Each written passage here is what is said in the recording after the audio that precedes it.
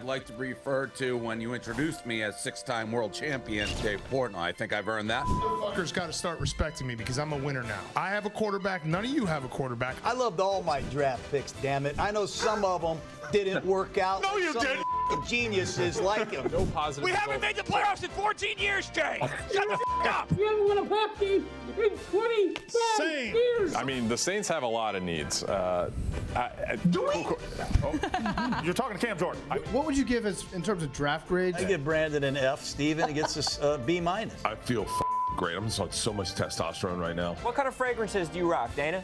What kind of fragrances do I like? What the are we talking about here? Oh, he just jumped on the ball. In the pool. What? That's the best interview in Barstool history. The NFL Draft Show on Barstool Sports, presented for everybody by Reese's. If I seem fired up today, it's because I'm fired up today. Today is Christmas morning, Christmas night if you want, for every NFL fan of every franchise. Everybody's going home with something, and we are locked in on a full new class of prospects. As always, I'm joined by Stephen Che, and here today is our vaunted coach. Now, Coach, I know that you're responsible for the Raiders getting the #1 overall pick because of how you mismanaged that franchise into the ground. Exactly. But we know who the #1 overall pick's going to be. That's going to be Fernando Mendoza. First take, first pick, right off the top. What do you think of it? I like it. I think the guy is a proven winner. You don't go 16-0 at Indiana without really good quarterback play, but 29 touchdowns, no picks in the red zone. And if you watch that Ohio State game, he gets crushed on the opening series. He gets up off the ground, makes two great throws down the field. He has athleticism. He's smart. Perfect mentor in Kirk Cousins. And I like this pick for the silver and black. Yeah, they say that everything happens for a reason, but really everything happens for a Reese's, and that pick could be sweet as one, and just waiting around means just missing out. No matter who your team picks, there is always a plan, always a reason. So whether it's the guy you want or a surprise pick, trust it and go grab a Reese's because everything happens for a Reese's. Get yours at Hersheyland.com/Reese's. Now, Stephen, when does the draft get interesting? Because we know what the #1 overall pick is, but when do we start finding out new information? Is it 2? Is it 3? I think it's 2 because up until today, really, or this afternoon, it looked like it was going to be David Bailey. Now the betting line is Arvell Reese at -200 to be the second pick. I'm interested to see that pivot point. I think David Bailey, if available at 3, the Cardinals might stick. If he's gone, I think the Cardinals trade back. So I think very much the draft starts at 2, and that's a giant domino to fall. Well, we have a packed night full of insight, analysis, and we also have some Barstool guests as well as some all-time pros. And we might as well bring one on right off the top, a guy who you saw giving his snap count right in the street there in San Francisco with Coach Gruden. It's none other than St. Joe's Prep's own Rich Gannon on the line. Rich Gannon, man. Rich, what's going on, brother? How are you, my friend? Guys, I tell you what, the powder blue sport coats is a good look for all of you, especially Coach. Tell me about it, man. I'm excited to talk to you. The Raiders have the #1 pick. They already went out and signed Kirk Cousins, 14-year veteran. Clint Kubiak, new head coach. What's your take on Mendoza, Rich? You've been studying him. Yeah, John, I really like him. You and I have had a lot of conversations over the years about, what are you exactly looking for in a quarterback? And I always start with physical and mental toughness. That's really important to me. To play this game for a long time at a high level, there's going to be a lot of adversity. You got to be able to take the hits. You got to be able to take the abuse. You got to be able to take the criticism. You got to be able to take the coaching from someone like John Gruden. And that's not easy. And it takes a tough guy. And I think he's certainly demonstrated that. I think you start with the size. I mean, this is a big guy. He's almost 6'5". He's 235 pounds. He's got good movement. I think he sees the field well. I think you look at what he was able to do. I think the fact that he started almost 35 games in college, I think you look at what he did last year at Indiana. I mean, that was a special season. And people want to be critical of, didn't throw the ball enough in certain games. I mean, he beat a lot of really good football teams. You look at Ohio State, you look at Alabama, you look at Oregon. I think he seemed to play the best in some of those big games. I think his ability to make a few plays each week with his legs. John used to always say to me, if you can make a couple first downs on 3rd and 4, 3rd and 5, pull the ball down and run. He had 7 rushing touchdowns last year, had 41 passing touchdowns, and he only turned the ball over 6 times. I mean, there's a lot to like there when you look at Fernando Mendoza, and I just think it's a good situation for him. I think he's going there with a head coach that's going to take care of him. I think he's got a quarterback mentor in Kirk Cousins. Well, shit, Rich, he doesn't even have to play. It sounds like he doesn't even have to play. I mean, we're going to draft a guy with the #1 overall pick, and he's going to sit behind Kirk Cousins? What's the logic in that? I don't get that. I don't know that that's going to be the case. We've got a lot of time to decide who lines up and plays week 1 for the Raiders. I just think that he's going to get the lion's share of the reps, John. As you know, in the spring and the summer, Kirk Cousins doesn't need the reps. I think you bring him along. I think you see where he's at, how he's able to process and absorb information. We know that, they've already given him the playbook. I think he's been working with Brian Greasy. I think he's a lot further along than people think at this time of the year. I think he'll be a lot further along in minicamp than most rookie quarterbacks. And we'll see where he's at. Look, the Raiders don't need to make a decision on who the starting quarterback is going to be till week 1, so they've got plenty of time. I think it's a good situation. I think Kirk Cousins, John. You've worked with him in the past. I think he's a guy of great character. I think he's going to be willing to help the young quarterback. I think he understands what his role is going to be with this football team. I think for as you build out that quarterback room, you want some experience. You want a guy that's been in the fires. I think you get that in Kirk Cousins. Now, Kirk Cousins is obviously a big storyline, but there's an even bigger quarterback that's associated with the Raiders, and that's Tom Brady. And there's a lot of ballyhoo about how Tom Brady was on the sidelines scouting because he wanted to smell what Fernando Mendoza was doing down there. How much is Tom Brady going to be involved with Fernando Mendoza? Is it just in name only, or do you think he's going to be a hands-on mentor for Mendoza? Well, I'm a big fan of Tom Brady and his body of work. There's no question about it. I think it's a good thing that he's associated with the Raiders. My only concern and question would be he's not going to be in the building every day.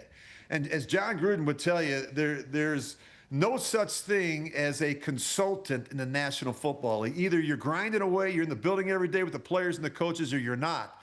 Now, he could be a mentor to him, certainly. He's going to be able to watch the tape. He's going to be able to call some of the games. He could be around in the spring and the summer. I think that certainly benefits everybody with the Raiders, particularly the quarterback room. But unless you're in the building every day, Tom Brady's got his own life, guys. He's calling games on Fox. He's got a place in Florida. He's got a family. He's got a lot going on.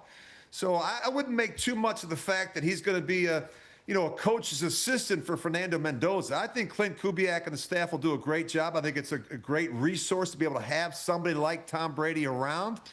But I don't think he's going to be part of the coaching staff. I got a question because a couple of years ago, there was a series on Netflix called Quarterback, and one of the quarterbacks they fought around was Kirk Cousins. Now, one of the things he does is on Tuesdays, he'll get his treatment, but then he is off. He is not in the facility at all. He's getting his work done at home. How would you deal with a Rich Gannon who would potentially in this situation do that, just not show up on Tuesdays? Well, Gannon, go ahead, Rich. I mean, Coach Gruden I would have played quarterback for the Raiders if that was my schedule. Everybody's different, right? Everybody prepares a different way. I think you have to find what works for you. I think if you're the head coach, you've got to make sure that you're the one that really sets the schedule for the young quarterback. There are no days off for quarterbacks in the National Football League. There just isn't. There's plenty of time in the offseason to catch up with your family and friends. There's plenty of time on Friday after work and Saturday. But Monday through Friday is a grind, guys. You got to be in the building. If you're a quarterback in the NFL and you're not in the building at least 8 hours on a Tuesday, getting treatment, in the weight room, watching tape, spending some time with the coaching staff, I think you're making a huge mistake. I think that people are going to expect things from Fernando Mendoza right away. This is a quick league, and people want results right away. Can we expect the Raiders to be good this season? They spent a ton of money in free agency. They're revamping their defense. It doesn't look like Max Crosby's going anywhere. What's a realistic timetable for Fernando Mendoza? Well, I think it's important to have realistic expectations. I would also suggest to you there's very few quarterbacks that can come into the National Football League like Dan Marino and have immediate success. Peyton Manning went 3-13 in his first year and lost and threw more interceptions than touchdowns. Every young quarterback has a different timeline. I think you got to be really smart with him. I think you got to bring him along the right way. I don't think you want to throw him out there before he's ready. that can ruin a quarterback. I think you look at some quarterbacks that have gone through some fires that have really struggled. Sam Darnold is a great example. Who goes to the Jets. He's not ready to play. They play him before he's ready. It's not a good situation. It's not a good team around him. He struggles. He goes to Carolina, doesn't work out. He goes to San Francisco, gets a chance to watch, listen, and learn. He goes to Minnesota and gets a chance to play with a pretty good football team, and then finally goes to Seattle. It was a process for Sam Darnold. I'm not suggesting that's going to be the case with Fernando Mendoza, but you got to be smart. It's important to develop these quarterbacks the right way. It's important that they don't learn bad habits. John Gruden will tell you, if you develop bad habits as a young player, oftentimes they're very difficult to break. Well, we love having you on here, Gannon. I feel like I should start yelling at you. Or vice versa. Get a snap count. You know what I mean? Get one snap. Hey, Coach, I can't wait to be walking down the street and have you come out of a restaurant or a bar and start screaming at me in the middle of San Francisco. I didn't know if I was coming or going. I thought it was a 49ers fan trying to heckle an old Raider. Here it was my old coach. It's unbelievable. I love you, brother. We'll be in touch. We'll do something this fall. Looking forward to it. Let's get the Raiders on track. Thank you. You guys are the best. That's a sharp guy right there, Rich Gannon. And Frank the Tank, we just saw, is playing the piano. That means that the pick is in. Who could it be, fellas, other than Fernando Mendoza, a guy who is built for success? It seems like he has the right tools in his body, but the right tools between his ears, too, Coach. No doubt. He committed to Yale, I think, coming out of high school. So that's the kind of brain this guy has. Very smart. The players seem to respond to him. They like him a lot. He's athletic. I think you can move the pocket. He's a dangerous scrambler, over 275 yards rushing. I do think he took a lot of sacks. He took 40 at Cal in 2024. He's got to audible. He's got to be more in command at the line of scrimmage. But with Tom Brady, Clint Kubiak, and Kirk Cousins around, they will fast-track him, and he really solves a big need at that position. They have really struggled replacing Derek Carr. Hell, they were struggled for years to replace Rich Gannon.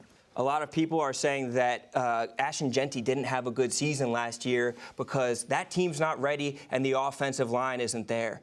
Do you think it's more important that they address offensive line next out in Oakland, or they get them some pass catchers and maybe some more threats on the outside? I mean, I think they did address offensive line at least a little bit. They got Tyler Linderbaum over in free agency from the Ravens, who's, an all-pro center.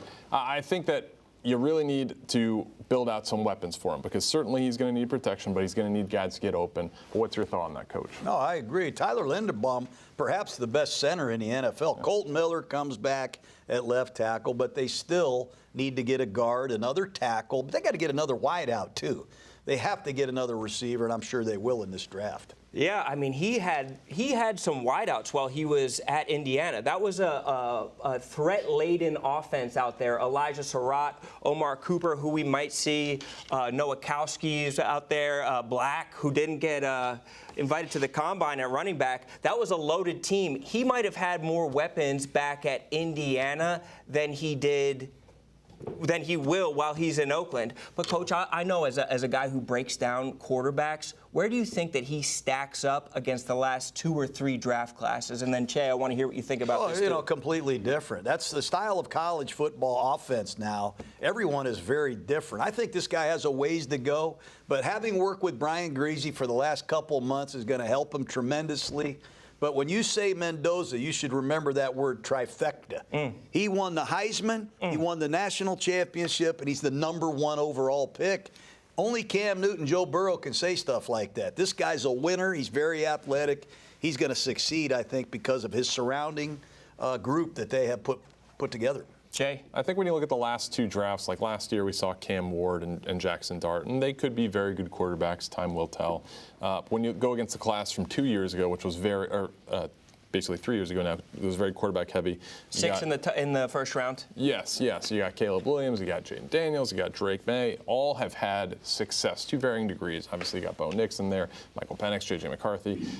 I would lump him after those top 3. And I don't think that's an insult because that is a potentially historic quarterback class. I think he's pretty close with Cam Ward. I'd put him maybe a notch above Cam Ward. But Cam Ward, with limited weapons, showed a lot of upside towards the end of the season. I think he's certainly trending up. And Jackson Dart also had a good year with the Giants. So I'm interested to see how those guys progress. You know what I'm interested in, Ron? I'm interested in the Jets, man, because they're on the clock right now. We got some Jets fans who are coming in. We have Clemmer and Jack Mack in the New York office and KFC. Yeah. It seems like these guys are already head in hands. KFC, what's wrong?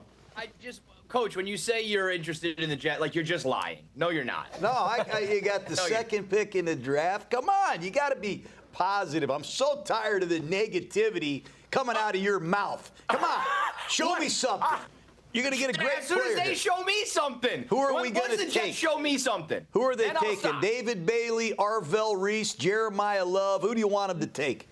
No, you can stop right there. It's either going to be Reese or it's going to be Bailey. It's Reese. I think it's going to be Reese. I mean, it's going to be one of those two. At the end of the day, we need players. Like, the Jets have been terrible for so long. We have a roster that has literally nobody other than, Garrett Wilson and a bunch of other people. Like, we need players. We're going to get 2 tonight.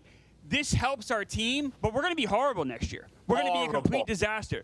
Horrible. But you forgot to mention Geno Smith. Oh, sorry. He's going to take us to the promised land, right? Like, we're going to be horrible next year.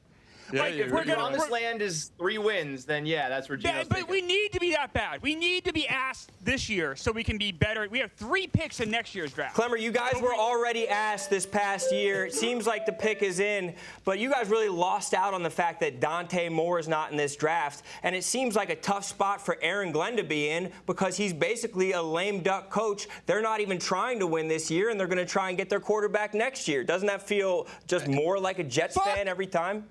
Fuck Aaron Glenn. I'm done with him. He's out. Later. Bye. Out. Why? Out. Why? He stinks. I'm glad Dante Moore isn't in this draft. Why?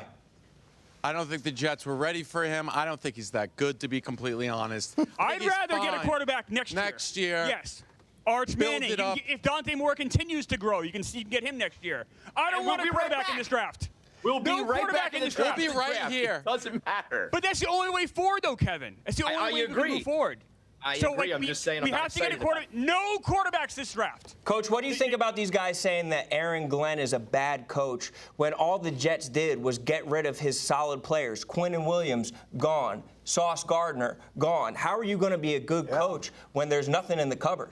You're going to have a hard time. I mean, they got Justin Fields in and out of there. That didn't work out. They got a new offensive coordinator, Frank Reich. They got to hit this draft out of the park. They need to get some players. They've added some good players in free agency. What are you talking about? Coach, what would you say about the most penalized team in the league and also a coach that on 4th down on a fake punt didn't even take out anybody? Same offensive line, the entire team. What would you say about that coaching ability? I would say that's not a good decision. All I would say to you is he's in his 2nd year. Hopefully he shows a little more seasoning. Okay, but I want to see this pick. I want to argue with you, Steven. Is it Arvell Reese? Do you take Reuben Bain with the short David arms? Bailey? I love David Bailey here. If you're interested in an edge rusher, take Bailey. It looks like we have a pick in right now. I promise you, whoever we don't take will be a Hall of Famer. I'll tell you one good news about this. The Jets were so good at keeping this in-house. Nobody knew who they were going to pick. There he is. The odds were flipping up and down the entire week. Yes. And Arvell Reese was upwards of like minus 800 before David Bailey came in. David Bailey posted on Instagram today 32 teams, or a picture of every team in the NFL, but he left out the Jets logo in it. Well, they didn't interview him. They canceled the interview with him, right? So they must love him. Stephen Shea, why do you like David Bailey so much? This is a guy who can get after the quarterback. Can he stop the run? Is he complete, or is he a 3rd down guy? I think you're looking for consistency right here. They need to rush the pass. That is something they really need to do to get off the field. David Bailey was consistent at Texas Tech last year. He had 1 sack or more in 10 games. You look at Arvell Reese's body of work, and he might be a fantastic player, but he had 7 total sacks in college. And I realize he played a lot of stand-up linebacker too and wasn't a full-time pass rusher, but he hadn't had a sack since I believe it was November 1st. I want my guy to show up big time when it counts. David Bailey, consistent, edge rusher position of need. Like, Aaron Glenn needs to win now. This is a guy who I think can adapt to the NFL faster. Coach, how many wins do you think that he could be responsible for? Like, is this second overall pick going to change whether Aaron Glenn keeps his job or not? I wouldn't worry about Aaron Glenn and his job security. If you get a lead in the fourth quarter, this guy can close you out. I mean, this guy's a jet. He reminds me of Nick Benito, 4'5", 40. He's got surprising pop. I mean, this guy's an electrifying edge rusher, man. He had production at Stanford. He had a lot of production at Texas Tech. And when you have that kind of speed and agility to get off the ball, his arm length is 80. I mean, his wingspan is like a two-car garage. Yeah, that's Albatross. This guy has all the measurables, all the traits. Look at some of the moves he has. He has the long arm, the power, the spin. He has all kind of different moves in his toolbox. The Jets are lucky to get this guy. They lost Jermaine Johnson, who didn't work out, a former first-round pick. They traded him to Tennessee. But Bailey, he shows up with a case of whoop-ass, and he uses it. I like him. If you're going to mention Nick Benito, that's bend. You're looking at a guy who's bendy. That's Gumby, a guy who can go around the edge like that. Doesn't that fire you guys up to hear Coach wax poetic about your number 2 overall pick? That got me going. And that's borderline impossible right now. That's a testament to Gruden. Coach, you can do the impossible and get me excited about the Jets pick right now. That's good. A smile on your face for the first time since 1986. Look at him. Might have been the year he was born. We just got a good player. This is a good thing. It's good. It's good. This is a good thing. We got a good player. This is good. Gentlemen, we will see you back on the clock at pick 16. The Jets will be back into it. No quarterback, please. No quarterback they're hoping for. Maybe they'll wait for next time. So you really think that David Bailey's the right pick over Arvell Reese, who is a pure football player coming out of Ohio State, but maybe untested at edge, only a one-year starter at State? If you're a Jets fan, and we just talked to 3 of them right there, you hate your coach, right? According to them. They hate Aaron Glenn. So why are you giving them a tremendous ball of clay to mold into what he wants? You got to get a guy who is a little bit more defined, I think, and that's David Bailey. Yeah, I think that he's going to do amazing things. Now, amazing things could happen at pick number 3 right here with the Cardinals. Will a running back go this high? Is this insane? We have 2 minutes left on the clock. I would be shocked if Jeremiah Love is a pick, and he may very well be. He was the betting favorite to be the 3rd pick in the draft. If the Cardinals stay, I should say. We saw this last year. A team with a bad offensive line, with not a good quarterback, take a running back very high that was universally loved in Ashton Genty, similar to Jeremiah Love. How did that work out? Jeremiah Love's a great player. I would be surprised if there's a trade here. I think Arizona, they could definitely use a right tackle here to go with Paris Johnson. And there are some good right tackles available. The kid at Miami, the kid at Utah, both of those guys would be good picks. But I know there are some teams that look at Jeremiah Love like, wow, this guy can catch it, he can pick up blitzes, and he's a rocket with very little mileage on him, man. He didn't even carry the ball 15 times in a game. He's splitting time while he's getting a guy potentially Jeremiah Love who could be the centerpiece of your offense. But in Arizona, they have so many needs. I would think if they could trade out of here, that would be wise. So there could be a pick in right now. The way they got Paris Johnson was trading back up. So they're a team that's used to maneuvering around a little bit in the first round. But there are people that think that Jeremiah Love is the best football player, period, in this class. And if he's the best player, don't you can't whatever that phrase is, you can't go broke taking got a new head coach, offensive head coach. Yeah. Offensive head coaches like offensive guys. Can make big plays. Arizona's sticking at 3, so the pick is in. This is going to be interesting. Sorry, Coach, do you worry about Jeremiah Love kind of going to the hurdle over and over again? Well, he's got to prove he can do it. There's no question. He's got to prove he can handle the ball a lot in the NFL for 17 regular season games. That's a question only he can answer. Is there any chance they go defense at this pick? Arvell Reese is obviously going to be a sexy pick until he's off of the board. Or are they burned by getting a traitsy guy in Isaiah Simmons a couple years ago who didn't necessarily work out? Well, that's a great, you just mentioned a great analogy. Yeah. Simmons had it all very much like Arvell Reese. I mean, he's a sub 4.4. Yeah. That's a great point you just He could kind of drop into There's coverage. a big difference between a good point and a great point. That was a great point. Great point. I would be leery of Arvell Reese a little bit at number 3. He does play a lot of positions. He plays on the line of scrimmage, off the ball. Matt Patricia uses him like a New England Patriot, Jamie Collins hybrid. But he's only been a 1.5-year starter, and there's not a lot of production, Stephen Che. It's Jeremiah Love.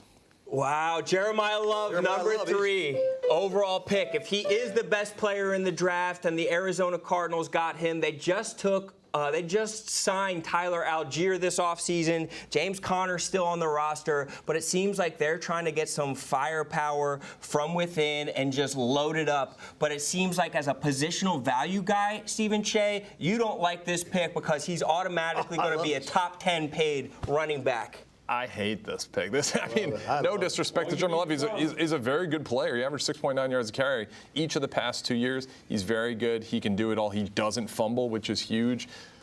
But, I mean, Arizona's got so many needs, and running back is probably one of the last. And I know one of the best ways to improve your offensive line is to get a great back. That's right. You know, the big difference between a good back and a great back is a guy that can make long runs. This guy has 42 touchdowns. He averages 7 yards a carry for 2 years in a row. You could line him up at wide receiver. I was at the Pitt Notre Dame game. He made a run against Pitt. I was standing on the sidelines with Tony Dorsett, and Dorsett said, "Holy shit, this guy is a rocket." He runs 4.39. There's no mileage on him. He's a great kid. He has a huge upside. If you like Jahmyr Gibbs, you like Jeremiah Love. And with Marvin Harrison at wide receiver, Jeremiah Love at tailback, you're going to get a lot less blitzes. You're going to get some guys that are, holy cow, we better be careful here against Arizona if they can get a quarterback and they can get this offensive system off the ground. Toughness, too. A couple years ago against Penn State in the playoff, he had that one run at the goal line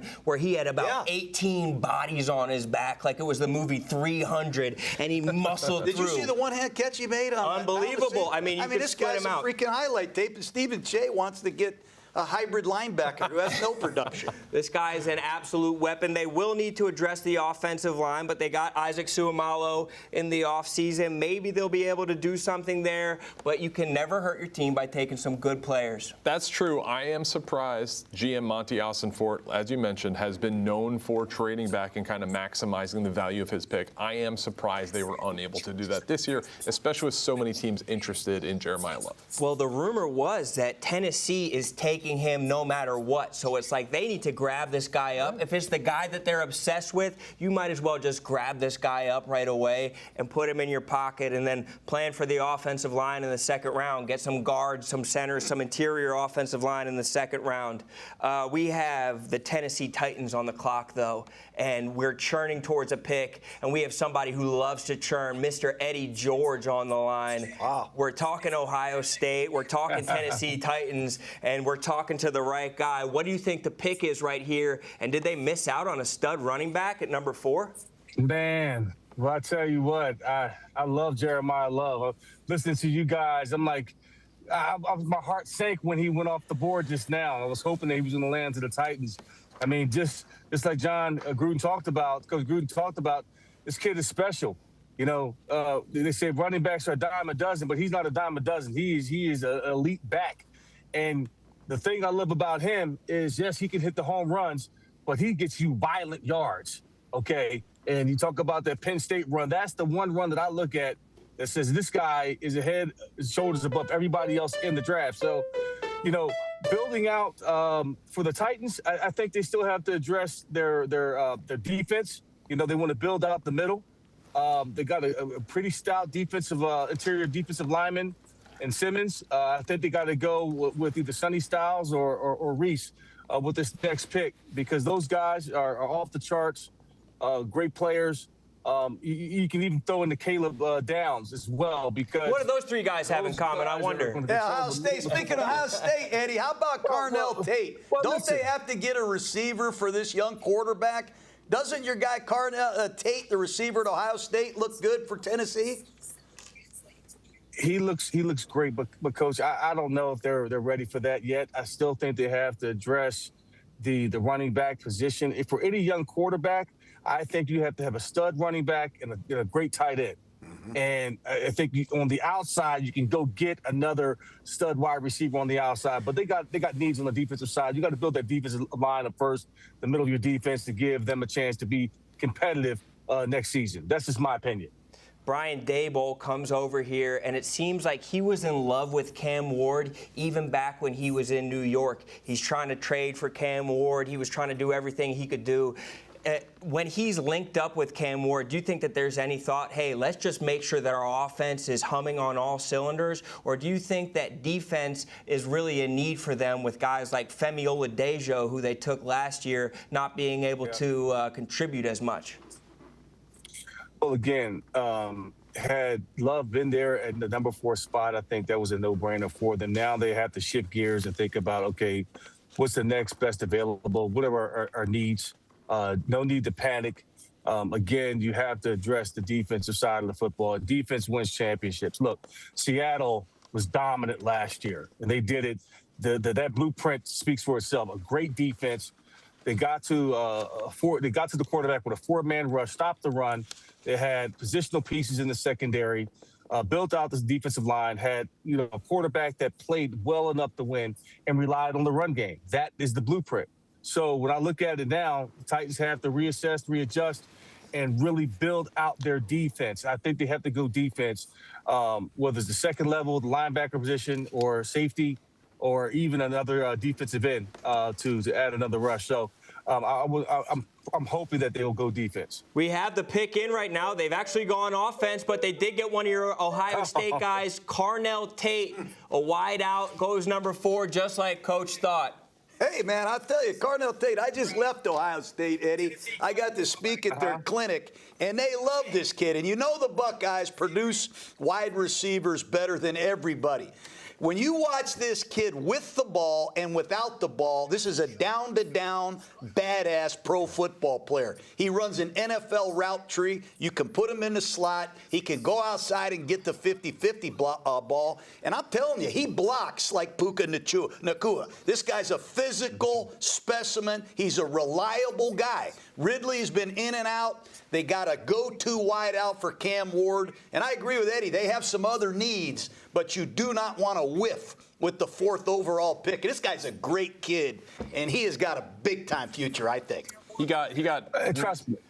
He got dinged a little bit for his 40 time. He ran a 4.53 40. But for wide receivers, I think that's totally fine. He was second in FBS with 9 catches of 40-plus yards or more this year. Carnell Tate's going to be a great player. Yeah, and I'm not mad at that pick at all. I'm really elated, honestly, because, he is a Buckeye. I did see him play at Michigan this past year when I went up there, and he was a freak of nature, 6'4", kid can go get it. So, again, I think the Titans did a great job in terms of getting the pick they wanted offensively. Again, I'm just of the mindset of, hey, they got to build out a defense now. They've got to get that defense right. They're going to be competitive.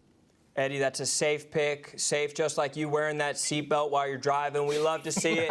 Thank you for tapping in with us, brother. Green, let's go. Fantastic stuff. Let's go, baby. Go Falcons. Go Falcons. All right. See you, brother. Awesome stuff from Eddie over there. I mean, Stephen Che, you're right. He didn't have that eye-popping 40 time, but that's a guy that was taking the top off of defenses. Yeah. And it's sometimes it seems like the guys who run a 4.5 are faster than the guys who run the 4.3. Because they get on your toes so fast. Yeah. And he's a great route runner. He'll have these defensive backs backpedaling really fast. I mean, he's a dangerous player. You don't see any bad plays. The guy does not drop passes. He doesn't commit penalties. He doesn't blow assignments. He plays his ass off, and he's versatile. I think it's a good pick. He's got giant hands, 10.25 inches. He's just a playmaker all over the field, and I think this is good. I think this is a good pairing with Cam Ward. This is a legitimate number 1 receiver. Obviously, they have Calvin Ridley. They signed Wan'Dale Robinson, but Carnell Tate's going to be the number 1 receiver there for years to come. From giant hands to the Giants pick, the pick is already in, and we have Clem and Bosco on the line. Are you guys fired up? Did one of your guys go? Are we going defense here? What's the feeling with the Giants? I just want to be good again. I hopefully Harbaugh's the guy that makes us good. I just want to be good. I got my son here waking up, and he's like, did the Giants win last night, Dad? No, we lost again. And it's just tough, man. But Our boy Pretty Ricky here is tipping picks on Twitter, and I think we're about to get our minds blown. Well, talk to us, Clem. Really? Break it for us. He's telling me Reese is going back to the Giants. I'm not talking about Jerry Reese. I'm talking about Arvell Reese. And we built this team, this Super Bowl. Eli Manning beating the Patriots 18-0. With pass rush, are we going to be rebuilding the NASCAR line? Coach Gruden, you saw that line up close and personal. I sure did. Yeah, that's the guy I want, but should we be worried he's falling, Coach? That's what I'm asking. I don't know. Are you guys saying it's Arvell Reese? Is that what we're saying here? I haven't tipped the picks. Clem might be tipping. I don't know about the tipping the picks. That's the guy I want. He was supposed to go really high. You watched Ohio State's defense all year. Unbelievable. Like, I like him. I'm just worried a guy falls. You don't know if, I don't know. You know, is it damaged goods? I have no idea. The Giants pick is in, but we got to trade at number 6. The Chiefs are moving up. The Chiefs are moving up to number 6? Yes, the Chiefs are moving up to number 6. Chiefs are moving up to number 6. We're about to get this. We have absolute pandemonium. Experian, it's never too late to improve your credit. The Experian Boost is completely free and can instantly raise your credit scores. Add everyday on-time payments like phone, utilities, even rent and fast payments to your Experian credit file so your positive history can count. It's fast, secure, and free, and it is built for people whose credit doesn't tell the whole story. You can see the results quickly. Many customers get instant score uplift. Download the app. Results will vary. Not all payments are boost eligible and considered by lenders. See Experian.com for details. This is a lot happening, and it's a lot happening really fast. Let's go to Arvell Reese really quick for a second before we get to the Chiefs. Arvell Reese seems like a guy who's going to play edge in the pros. Last year, they drafted an edge. Kayvon Thibodeau's an edge. Yeah. They just traded for an edge in Burns. They got edges galore. Meanwhile, the center... They're going to get a right tackle. They got to get a right tackle here. There's some good tackles. The kid from Miami, Florida, the kid from Utah, they got their pick of right tackles. They got to protect Jackson Dart. They've got to get this quarterback protected. They've had a turnstile there. They've had a lot of history of problems lately with the offensive line. Thomas is okay at left tackle as long as he's healthy. If they can solidify that right tackle position, I think it's a great pick for New York. So they're picking again at 10, but this is John Harbaugh's first pick. Being a new coach who's an established coach in a new environment, does that carry more weight for the coach? You know, you can't be that philosophical and say, this is my first pick. When I took Colton Miller, everybody said, what the hell are you doing? We did not have an offensive tackle on our team. You can't play without an offensive tackle. And I think the Giants are in a great spot to get a home run here, a guy that can walk in and start for the next 7 or 8 years at right tackle. No one wants to talk about it, but when the New York Giants were winning Super Bowls, it wasn't all defense. They had some really good offensive linemen to protect Phil Simms, and I think they need to take a look at that. They just gave Jermaine Illuminor some money this offseason, but Clem, do you think that they could use some offensive line help pretty early in this draft? You have 5, you have 10, you got 20% of the top 10 picks. There is a part of me that would be fine if they used every pick on the offensive line after the last 15 years of my life, basically. Ever since we won the Super Bowl, that line has just slowly died, and it took down the end of Eli's career. It took sweet Daniel Jones's career, and we don't want Jackson Dart to be the next one to get gobbled up. So I'm good just taking, come on, you think I don't love the big boys? I love the big boys. Take the big boys. But there's no guarantee that taking the big boys works. Evan Neal's a top pick, and now he's a backup for the squad. That's why you get 2 bites at the apple, Clem. I'm with you. I'm on your side in this. Again, Roan, I don't eat apples. I'm a big boy. Don't you be talking about apples. Talk about some Reese's. I like some good Reese's. Delicious. The Giants would love to get another defensive tackle. After losing Dexter Lawrence, he goes to Cincinnati. You got to replace him.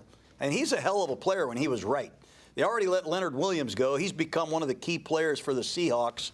They could use a D tackle, but there aren't any really in this draft unless you're talking about the young guy from Florida who has been hurt basically his whole career. Yeah, Caleb Coach, Banks. if they go offensive tackle, which one you like better, the kid from Miami or the kid from Utah? I like Fernando from Utah personally. I know the big guy at Miami is only 20 years old. He's got a huge upside. I just think this kid at Utah is the real deal. I think he can play all 5 positions. I think he can kick ass at any of them. He's a great athlete. But either one of them would be a big, I think, upgrade for New York. I think that there's a chance that the Giants wanted to take Carnell Tate here. I know that they're needy for a wide receiver, but it seems like the pick is officially in. Do we have it? Is it Arvell Reese? Not yet. We're going to find out soon. Goodell's making a big speech. We do have details on the trade, though. The Chiefs move up to 6, give up number 9 to Cleveland, number 74, so a third rounder, and then 148, which is probably 5th. Okay, not that steep, which shows what GMs think of this draft class. You're not paying a premium price to jump up 3 spots to maybe get a premium player. Rico, I gave your tidbit about Carson Beck to Coach earlier. I thought that it was interesting. I thought it was a good tidbit that you gave us. But we have the pick in right now. It's Arvell Reese. Sorry to cut you off. Arvell Reese. Arvell, one of the most highly anticipated prospects in the draft, standout linebacker, edge from Ohio State. Reese's, I mean, wait till you see the inside of this guy's jacket. Reese has partnered with Arvell to continue their successful strategy of aligning with high-profile athletes tied to Reese's name and add to the highlight moments of his career. I mean, look at the jacket. That's an incredible jacket. Reese's the best candy on the market, and the Giants just sweetened their edge rush a little bit with a little bit of Reese in their life. Are you fired up about it, Clem, or how many edge rushers are we going to get? You got to love that with the jacket, Clem. You got to love the jacket. I'm going online trying to find one in my size. It's a 1-1 pick for me and Eddie. I know Eddie's kicking himself that the Bears didn't get a guy like that. We're a Reese's family here. 1-1 candy pick of this house. I'm excited. In full disclosure, I was kind of getting excited about Caleb Downs. I know positional value. In 5 years from now, we're relooking at the draft. I feel like Caleb Downs could be the best player in it. Maybe Reese is the best player in it. So I'm fine with it. I'm happy. I love Reese's. That's the bottom line here. Does this mean the end of Kayvon Thibodeau in New York? Yep, and I think we get some picks back. I think he's a lot more than just an edge rusher. I think he's proven he's a modern-day hybrid player. You know, he played for James Laurinaitis at linebacker at Ohio State. Matt Patricia played him as an off-the-ball linebacker. And then in passing situations, he was an edge rusher. So what you're getting is a modern-day hybrid player who can play inside linebacker, he can play on the ball and rush, and he's been well-trained. I mean, Matt Patricia's a great coach. And when you get a guy with this type of size and athleticism, he's really on the rise. He played for Ted Ginn in Glenville, Cleveland, Ohio. He's been around the big arena his whole life. 20 years old, Stephen Che. Yeah. So this guy's untapped. But the fact that you could get a guy this big with that length that can play multiple positions. It's being multiple. It's all about exciting. being multiple. Exactly in the defense, being able to throw different looks at somebody. Maybe he's got his hand in the dirt. Maybe he's in a wide 9. Maybe he's dropping back into coverage. All of it could be exciting. They need to figure out the defensive tackle, but they have another bite at the Reese's at pick number 10. Who do you guys think it'll be? Is there any shot Downs falls, Coach, to 10? Well, safeties typically don't go this high. You can check on Ed Reed. You can look at Derwin James. All the great safeties typically don't go in top 10 ever. So I think Downs, if anybody's going to slip, it's going to be a safety. Well, we will see you guys when that pick comes back around, but we have the Kansas City Chiefs already with a pick right here. The Chiefs had 9, they had 29, and it seems like they are going to aggressively be trying to right the ship. Is it only through the draft, or does Andy Reid have to worry at all, Coach? Well, they have a lot of salary cap restraints. Yeah. When Pat Mahomes gets that big contract, you're limited somewhat with what you can do in free agency. They did go get Kenneth Walker. Mahomes is coming off that knee injury. That's his biggest concern. Is Mahomes ready to go?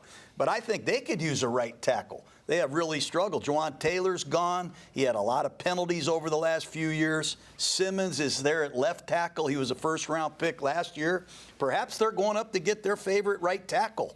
I think that would be a good pick, and I do know they want another pass rusher. Reuben Bain, I think you got to consider him right here at number 6. That'd be dangerous.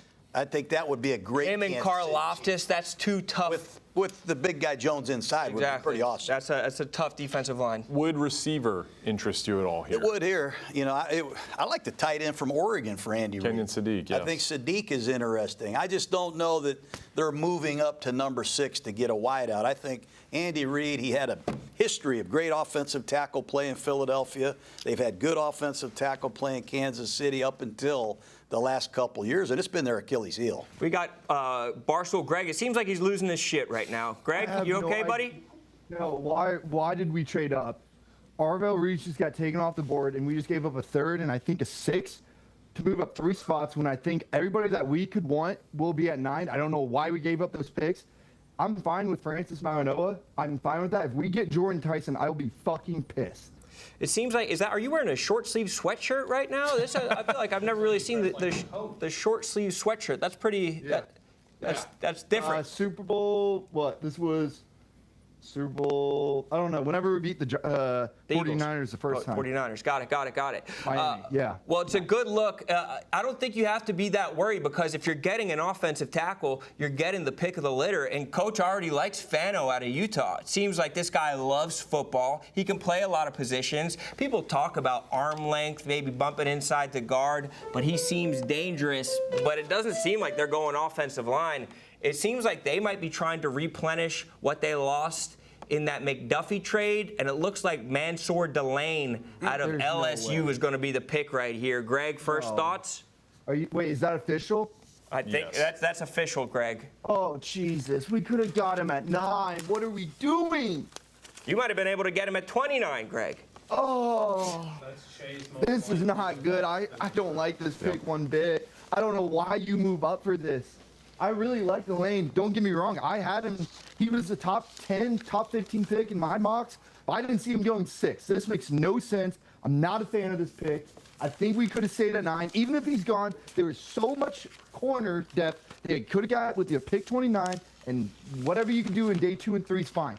I think there were way better options that you could have gone with this pick. If you're moving up, you got to be confident. I'm not confident in this pick one bit. You and Stephen Che are in lockstep. This was Che's most likely to bust. Che, you see this guy busting? Yeah, listen, I don't think this is a very good cornerback class at the top. He is most people's top-rated corner. He's just a smaller guy with shorter arms. I generally don't prefer those guys.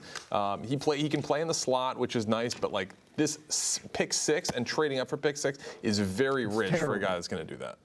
This is terrible. Well, in this draft, there's not many corners, and this is the cream of the crop, if you ask me. He started 40 games. This guy's got 191 tackles. He played hurt all year, guys. I mean, this is one tough sumbitch right here. He can play bump and run coverage. He can play zone coverage. He ran 4.38. The Chiefs not only lost McDuffie, they lost Jalen Watson, their other corner, and they lost their third corner, Williams. You got no corners on your freaking team, man. So let's go get the best corner in the draft, and this is DBU, you guys. A lot of DBs have come out of LSU, and I know Andy Reid and his staff do a lot of homework.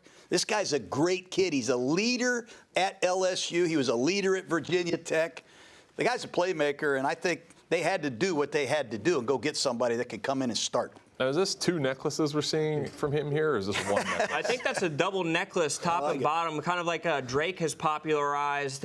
We do have PFT in here, and he's rocking the part of my cheesesteak. Draft night is perfect for a cheesesteak night. We're talking hot, loaded cheesesteak, real deal steak, perfectly melted cheese, fresh toasted rolls, fries. They're ready to play. So when your team's on the clock, make the right call, an easy call. Order on partofmycheesesteak.com and get free delivery using code AWL at checkout. What do you think it is? The picks in already. Man, I have no idea. I'm almost like I don't want to go right now because I want to hear more of Greg's analysis. Yeah, Greg was about to cry, I think. PFT, I think the Chiefs moved ahead of you to take the corner because I think Washington was going to take that cat. I don't know that we were going to take him because we got Amos last year, and we got Sanders still. Why should we not take Caleb Downs right here? Why would we not do that? Be a great pick for you. I feel like the next Sean Taylor type guy for the commies. I think that would be great. A lot of people are saying that it could be a linebacker, though. You think that there's any chance that this is the Sonny Styles spot? Yes. How much do you like Sonny Styles? I love Sonny Styles. Great name, also. Clean. Sonny Styles, I think Downs is a real possibility, and maybe a receiver. But I think we're going to go defense. I think Quinn wants to go defense. I'm going to take a nice bite of this cheesesteak. I had a cheesesteak earlier today, but I'm going to double cheesesteak. Yeah, I saw you eating a cheesesteak earlier. I saw you eating a part of my cheesesteak, and now you're going to run back another part of my cheesesteak. That's a little bit greedy, but I think this is a good spot to be greedy. Number 7. Yeah, I mean, there's an immediate hole at linebacker. Bobby Wagner is still unsigned, so you could just slot Styles in for that spot, get a lot younger. But yeah, I think this is like a kind of a dream situation for Washington. They got the top safety, they got the top linebacker, and if they fancy one of the second or third receivers, they can pick one of those two. We got a really good cheesesteak too, There you go. I was hearing murmurs that if Sonny Styles did get to 7, there's no way that Washington would pass up on him. So we'll see if those murmurs are correct. Yeah, I mean, it's very interesting. Sonny Styles is one of the most interesting players in the draft because he absolutely flew up the charts when people saw what he was doing at the Combine. But if you look back at that tape in that Miami game, he's kind of getting beat a little bit on routes. He's kind of getting run over a little bit. Then you add in the positional value. I don't know. Nate, are you excited about Sonny Styles if that's the pick? I mean, he is a monster, and we haven't had a monster in the middle like that in way too long. So, yeah, I'd be excited. I thought we were going to go receiver, but Carnell Tate was taken, a little before here. So I am I'm just anticipating who this might be. We're going to get a game changer no matter what. I just need Goodell to hurry up and say it. Yeah, you guys already, offensive tackle would be great right now, except for you guys have Connerly and Tunsil, 2 guys who you just invested a lot in. So it doesn't seem like that's going to be the move. It seems like fortifying the back 7 of your defense is the move, but it is Sonny Styles. Okay, Sonny Styles. Love it. That's a great linebacker name. Like, if I'm going to just create a linebacker name out of thin air, Sonny Styles would probably be in my top 5 that I would just think up out of the back of my head. I love this pick. Sonny Styles, given that nickname by his dad because of how much he acted like Sonny Corleone from The Godfather, he has that fiery temperament. Just tell him, stay away from the phone booths. I think it's his best move if he's really playing like Sonny. That one's for you. Toll booths, not the phone booth. Sorry. Get a little respect from Big Dom then. Yeah, very nice. What do you think about this guy, Coach? Are you as enthralled by what he's doing with the measurables, or did you see it on tape? A lot of people compare him to a young Fred Warner. He played safety at Ohio State his first 2 years, and then he walked down in there and played linebacker. So he's still learning and becoming more instinctful as a linebacker, but he lit it up at the Combine. That's where he's made his money. 4.46 in the 40, a 43.5-inch vertical. No one's done that at linebacker since Cameron Wake. But people do question his instincts, but nobody questions his toughness, his accountability, and his character. He got that Block O award. He's a national champion. He started 41 games for the Buckeyes. And, man, this guy addresses a huge need for Washington. When you talk about Frankie Louvu and Bobby Wagner, they're getting up there in years. This guy's an opening day starter, and I think in Dan Quinn's defense, he's probably rocking some high fives in the draft room right now. It's tough, though, when you pick a guy that high as a linebacker because you want to see a guy who is a thumper. And it doesn't seem like he's really laying the wood as much. I mean, it seems like he'll hit you, but he's not that pure thumper as a linebacker. But what he really can do is this guy can cover his ass off. He can drop into coverage, and he can stay with tight ends, running backs, and even receivers if you need him to. Yeah, I mean, Coach said it the first 2 years he played safety. He should have those skills. He should have that mobility. He's certainly like a jumbo size linebacker at 244 pounds, 6'5". But, he ran 4.46. He's got almost an 81-inch wingspan. He has, if you are building a linebacker, just what they should look like, it is Sonny Styles. The Louisiana linebacker went that high, Stephen Shea did cry. Devin White. PFT. Devin White, but then Devin Bush, that same draft, top 10. It's like drafting these linebackers this high. It seems like you look at the All-Pros, people are getting them in the second round. People are getting them in the third round.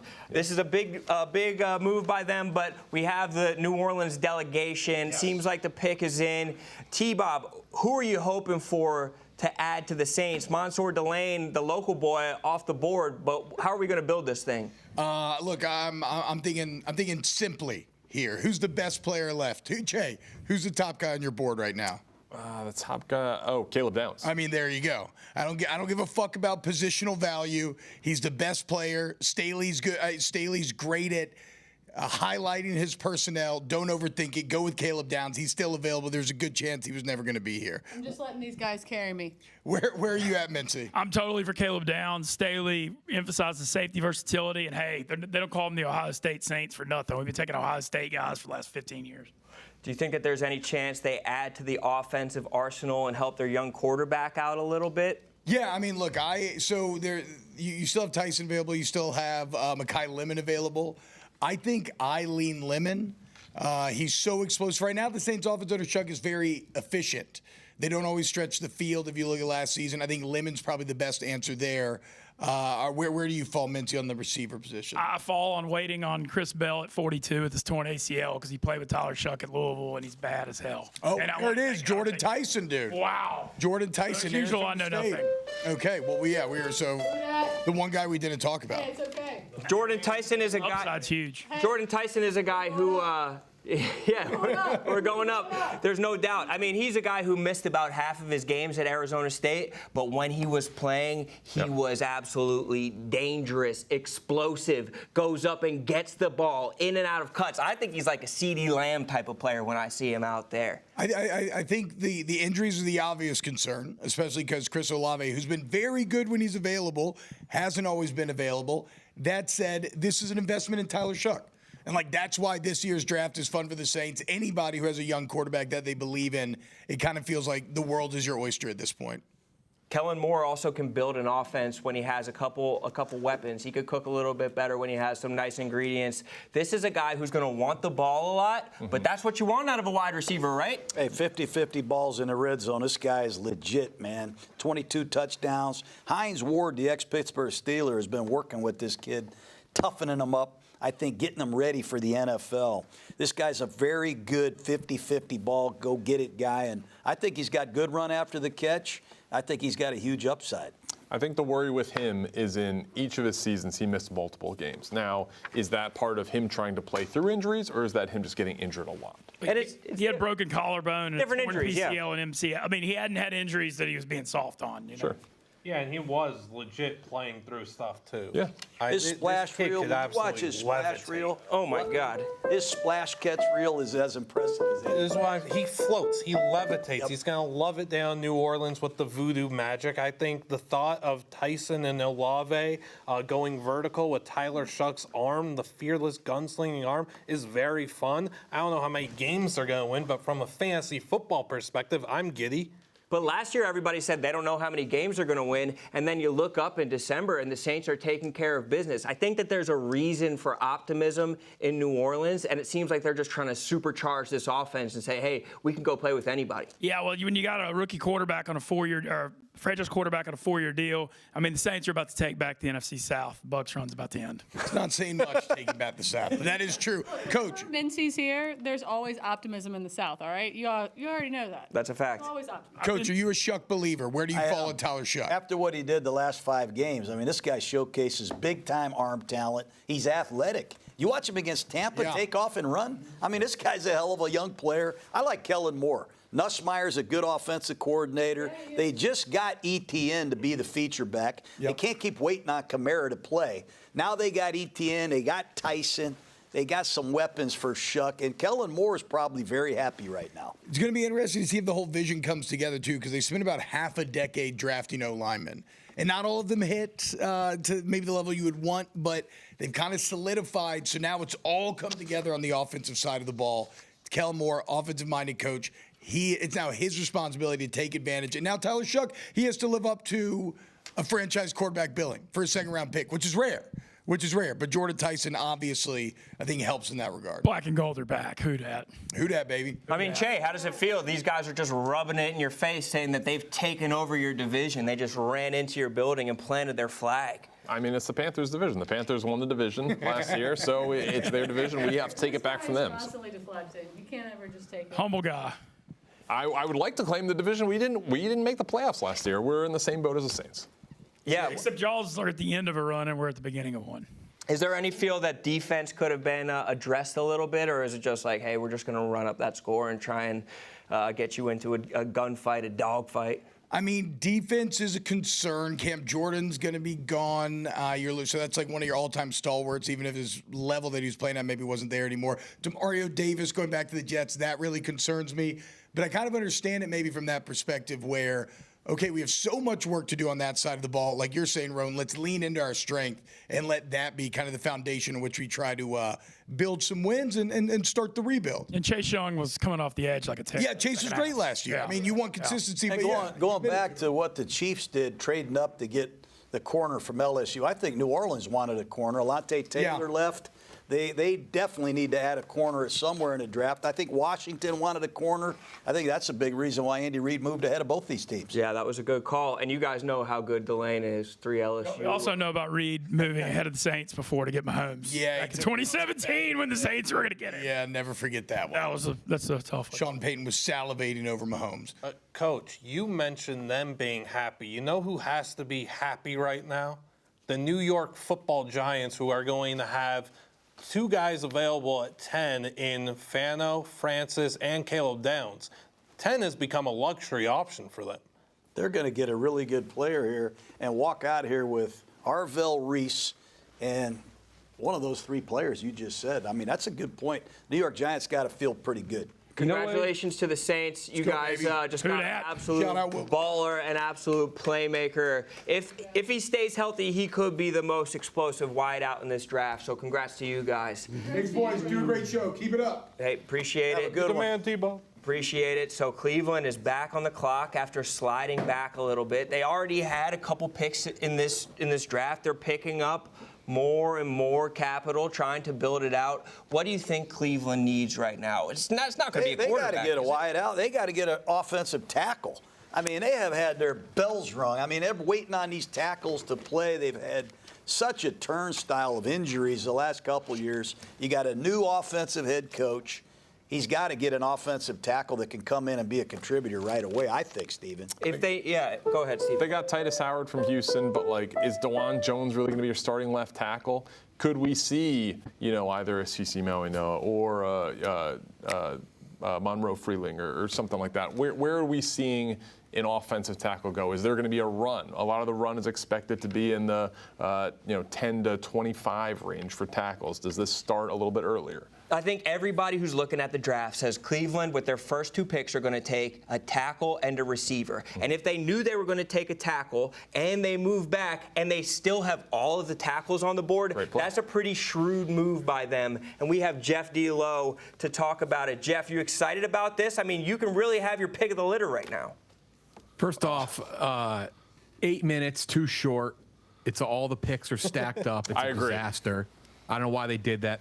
Coach, do you agree? Move the draft back to Saturday afternoon. That's when the draft is at its best. Noon on a Saturday, that was the best. But no, if they move back for a tackle, which I think they did, I don't want Proctor. I think many people in Cleveland don't want Proctor. But I think if they move back for a tackle, great job. Because if not, you just lost a guy in Jordan Tyson. That was probably the pick. But Coach Gruden said it right. I've tweeted it all day. O-line, receiver. O-line, receiver. It's the only thing that matters today. I like the little haul they got. They got an extra 3rd-round pick. I've seen some things. They might be one of the teams trying to trade back into the back of the 1st round. Maybe they go Ty Simpson. That's a name that's been tied to them for a while. But right here, right now, take one of the linemen. How I like serious the are we receivers about that are here right now too, but I think the run on the big risk here is the run on tackles going to happen before the run on receivers, and I think they're going to bank on the tackle run going first. So I think that's what they're going to do. How serious should we be about Shedeur, Coach? Be honest. I think you got to be serious. I mean, Deshaun Watson hasn't done anything in 3 years. Who else are you going to play? I mean, I'm an owl. Who's going to be the freaking quarterback at Cleveland? It's a good question. God dang, man. I'm hoping Deshaun Watson's listening to me. I'm hoping he gets off the mat, dusts himself off, and does what he's supposed to do. And that's be a quarterback for the Cleveland Browns. The guy can do it. He's got to get it together, and he's got to go do it. That's my opinion. I think I know who they want the quarterback to be. The quarterback is right now about 30 minutes down I-35 here in Austin, Texas. I believe that's who they want. So I think they would like a nice garbage season so they can take Arch Manning next year. But I know he's obsessed with him.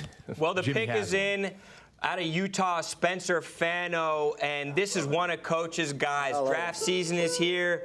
which is when you realize some picks just make sense, like having a Chevy Silverado. Silverado's got that power to haul pretty much anything, gear, grills, tailgate setups. So whether you're driving to the draft party or road game or towing the boat to the lake, you need a truck with strength, reliability, and the drive to go the distance, just like the top pick when it comes to truck. Make Chevy Silverado your #1 overall pick. Check out the current offers and build yours at Chevy.com. And Chevy's tough. This guy is tough that you're getting out there. I've been waiting for this guy. I love Spencer Fernando, 6'5", 311, ran 4.91, 4.67 shuttle, 32-inch arm length. The guy has it all. Started 24 games the last 2 years at right tackle. Also started 11 games at left tackle in 2023. He can play all 5 positions. I'm telling you, this guy could be a Pro Bowl guard. He could play center. He did it the bowl game, Steven. I mean, this guy, Garrett Bowles, Jordan Gross, the last 2 first-round draft choices from Utah at offensive line. I love this guy's ability to pull, get on the perimeter on quick screens. He has a temperament of a badass. I just think you're looking at a consensus first-team All-American. He won the Outland Trophy. Good for the Cleveland Browns, man. They got a real good player at right tackle. I'm happy. That fired me up. I love that. Yeah. O-line receiver, we got the first half. You got the first half. I had a crash out last year when they traded for Travis Hunter. I was traded out of the Travis Hunter pick. I was dead wrong. Dead wrong. I hope I'm dead right this year that this was a good first pick. Look at this guy. I mean, this guy loves football. This is a guy that his teammates are going to love to be around. This guy has a joy of life. He has that zest of life. Any interview where he talks, it is pouring from his pores. This guy is fired up. You can see how much family means to him. You could see how awesome of a moment this is. Spencer Fernando, I think that they got a dude, because worst case scenario, what happens? You kick him inside to guard? That's not that bad of a scenario. A top 10 pick, we're picking a guard. Well, I mean, that's what Brandon Sheriff did. I mean, hell, the Redskins took him to be a top 5 left tackle at Iowa. He goes inside, goes to 8 Pro Bowls. This guy's going to be a right tackle. He'll be a left tackle. He'll go wherever Monkins wants him to play. That's the greatness of this pick. You got a real versatile guy. Fano would play for nothing, Steven. He would be out on the street of Chicago blocking you if you wanted to play tonight. This guy's got no holes in him, none. And I think people are going to say, yeah, he's got shorter arms. He could go in there and play guard. Are you watching the film of this guy? This guy's going to be a killer for Cleveland. I love him. Big Cat, do you like him? First of all, Coach. What's up, Big Cat? Stephen Che, our draft analyst, texted him right before the draft. Best bet tonight, Caleb Downs, under 9.5. Loser. And it's a walk-off. I gave you one more. What was the other one? We'll see. Oh, no, it's a we'll see. I'll be back and I'll give him his flowers. Okay, fair enough. Is that... Now we have the Giants back in. We have our Giants guys back on the line. Can they get one of these tackles now? What are the Giants doing? Pick number 10. What do we say, boys? Francis Maui Noah out of Miami. I love this. Right. I love their draft. So the tackle run has started. Yeah. Going down the drain again. The tackle run has started. Clem, what are you thinking? Boys, what do they say about the draft? Never fall in love with a player. I fell in love with Caleb Downs, boys. I fell in love with Caleb Downs. You can't be mad at yourself, though. Ugly, though. You said you wanted a big man. You wanted a big man. This is a guy who took his team to the national championship game. This guy is a dangerous player. Their whole offense was built around the strength of their offensive line, and he was the shining example. Coach just said how young this guy is. This guy is a ball of clay, and you could build something different right here. He's loving the Giants. He's loving being in New York, and he's got a cool necklace on. Yeah, man, look at this guy. I mean, he started 42 games at Miami, but all at right tackle. So I'd assume that's where he's going to play with the Giants. But, I mean, you got to love him. He looks like a young Rikishi coming out here. That's because they had a guy, Markel Bell, on the other side. I mean, they were stacked on both sides. But if you want to look at good on good, the two guys that he's going against in practice, Hakeem Mesidor, Ruben Bain, this guy is that's iron sharpening iron right there. But it seems like last words before we get to these Cowboys who just traded in. I like this. I just got one question.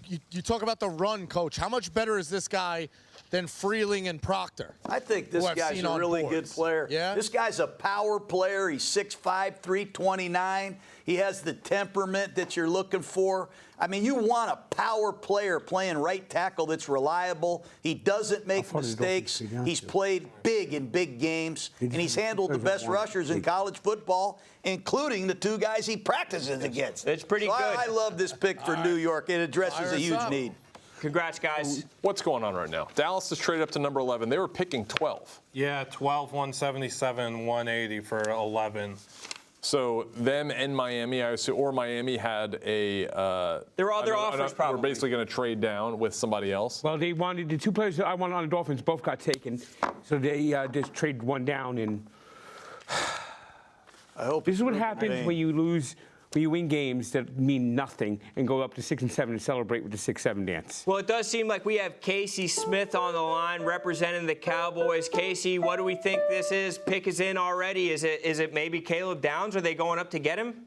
It has to be. Coach, I was going to ask you, even if they stayed at 12, we know Jerry doesn't like to ever trade up. He likes people to make the calls. If they are trading up, it's because Caleb Downs is still available. It has to be, right? I just don't think so, Casey. I think in safeties, Ed Reed went 24, Troy Polamalu 16, Derwin James 17, Minka Fitzpatrick, Earl Thomas, Kyle Hamilton. None of them are top 10 picks.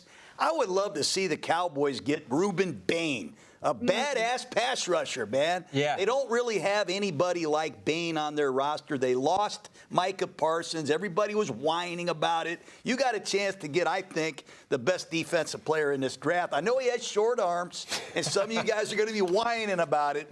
But when you watch Indiana play Miami, who was the best player on the field that night? Ruben Bain was very good. Ruben Bain was awesome. All season, you couldn't turn on a Miami game without seeing his impact, without feeling his impact. Is that going to be the pick? I mean, it would be a good way to replenish that defensive line. It seems like the pick is in, though. Do we have any updates, Coach, Casey? What are you thinking? So everything I know, we're also waiting to see what happens with George Pickens, if they're going to trade him to maybe get some second-round picks. But to trade up, I think Ruben Bain would have still been there. So I feel like that because they traded up, it feels like it has to be Caleb Downs because people did think, I mean, I know Che thought he would go in the top 10 too. Like Ruben Bain was still probably going to be there at 12. So that's why I'm so confused. I would never disagree with Casey. I mean, they gave up a lot of big plays.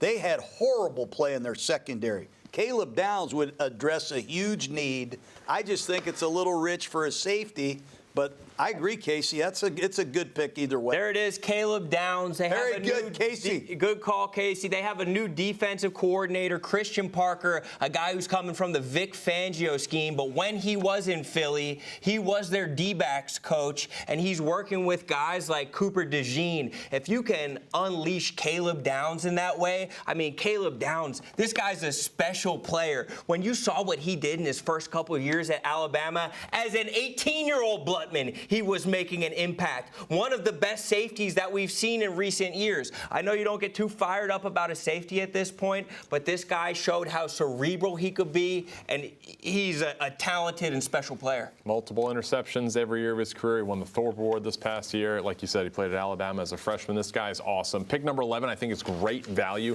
I think with Dallas coming up, there must have been a trade partner threatening to come up and snipe him in front of Dallas, so Dallas paid a little bit of a premium for him, but I think it's well worth it. This guy is the queen piece in the game of chess. He is incredibly intelligent. You could line him up pretty much anywhere. He's another coach on the field. I think it's absolutely asinine that we live in a world where a running back could go 3rd overall and we're just okay and fine with it because he's the best or second best player in the class. Well, to me, Caleb Downs is the best player in the class, and we're looking at it like it's crazy that a safety goes number 11. You listed a lot of great safeties, a lot of guys that should have been top 10 draft selections. What is happening to the safety position sickens me to my core. You look on Sundays, there are safeties flying all over the field, making impact plays. Look at Jalen Petrie for the Houston defense. Look at what Nick Emenwari did for Seattle as a young gun. Those guys play nickel corner. These guys play everywhere, and they dominate, and this is crazy. A lot of people aren't sure he's the best safety in this draft. There's a guy at Oregon who's pretty damn good, too. You know this about Blutman. When Blutman gets on, like when he's fiery about a guy, when he's passionate about a guy, he is going to go hard for that guy. So, and he's been a fan of Caleb Downs for a long time. So let Blutman cook with that one. And if Mr. Thieneman ends up being a better player than Caleb Downs, I've got a hat right here that I've got to turn in. That's why we traded you and picked up Frank the Tank. Watch the dozen. Subscribe to the dozen on the YouTube. I got you, Jeff D-Lo. People might be noticing, too, that Brandon Walker's not here tonight. Brandon Walker is literally being the admiral of a wiener convention in Mississippi right now. It shows what he thinks about football. Anytime that guy tries to talk ball, his ball-knowing card should be revoked if he's going to pick the wiener convention over the NFL draft, the greatest night in player acquisition in all of sports. It's absolutely unbelievable. It seems like they got a good player. Casey, what's your final thoughts on him? I think that he is a phenomenal pick. They obviously need help all across the defense, but this was the guy that they needed to trade up and get. I'll be interested to see what they do with their second pick this round, because to have 2 picks, but I think it's great for them. That's what they traded up to do, and we'll see what happens. There it is. The pick is in. Caleb Downs has gone to the Dallas Cowboys. Thank you so much, Casey. A new building block for Christian Parker over there. Really exciting stuff. Che, when you look at the board and the way that it's falling right now, who is in a free fall, and has it been pretty chalky as far as what you expect for the top 11 prospects who have gone so far? I mean, some people can say Ruben Bain is in a little bit of a free fall. He fell out of the top 10. I didn't expect him to go top 10. His range kind of starts right about now, so I'm interested to see where he goes. But I think Mekhi Lemon right here is a perfect match for Miami. They don't have any receivers. No. Let's take a second before we get to Mekhi Lemon, and let's have the Ruben Bain debate right now. Because guys like Stephen Che have him 50th overall as far as all your ranked prospects, 49th overall. But when you turn on a game of football, you don't have the measuring stick to see how long somebody's arms are. And what he lacks in arm length, he makes up in ass. This man's hind quarters are like absolute horse. He can move human beings. When he's doing his 3-cone drills, his bend is like he's 1 inch off the blades of grass. This guy is a dangerous player, and are we really worried about this much? Because this much is the difference between his arms and Trey Hendrickson's arms, and Trey Hendrickson just got a pretty penny from the Ravens. Well, What do we who's have? the rushers for Miami? They get rid of Jalen Phillips. They get rid of Chubb. Jason Taylor, the ex-Miami Dolphin, great, coached both these Messidor and Bain at Miami. So if anybody's going to take Ruben Bain, I think it starts right here with the Dolphins. I do not want a wide receiver. I want a foundational piece. The 2 guys I wanted were the 2 linemen taken. Those are 2 guys I want the most. I either want offensive line or Bain. I want somebody that's a foundational piece, not a receiver. A receiver you ask get last. They keep building it the wrong way. They need to build the right way, and they need to get foundational pieces. There are $179 million in dead cap space. They're not winning anything next year. They need to build foundational pieces for the future. There's no team that has more holes than the Miami Dolphins right now. And I love the fact that they traded down 1 spot and got 2 fifth-round picks. Who knows what you could do with that? But it's 2 picks for moving down 1 spot. Frank, I got to ask, I don't think they're going to do this, but just because we have seen this before with Kirk Cousins and Michael Penix Jr., is there any chance this could be Ty Simpson? No quarterback either. They got Malik Willis. No. Okay. I mean, if they don't take Ty Simpson right here, the Rams are lurking at pick number 13. They could be retooling. They don't expect to be this high in the draft, but they made a shrewd trade last year with the Atlanta Falcons. Coach, you talked to Ty Simpson. What do you think is a good landing spot for him, and what part of the draft do you think he can expect to hear his name called? 1-year starter. He's played 1 year, and 4 or 5 of the games at the end of the year, he was not healthy. They did not finish strong. I think he has a first-round arm. He's got a first-round pedigree. His dad's a coach. This guy is very sharp.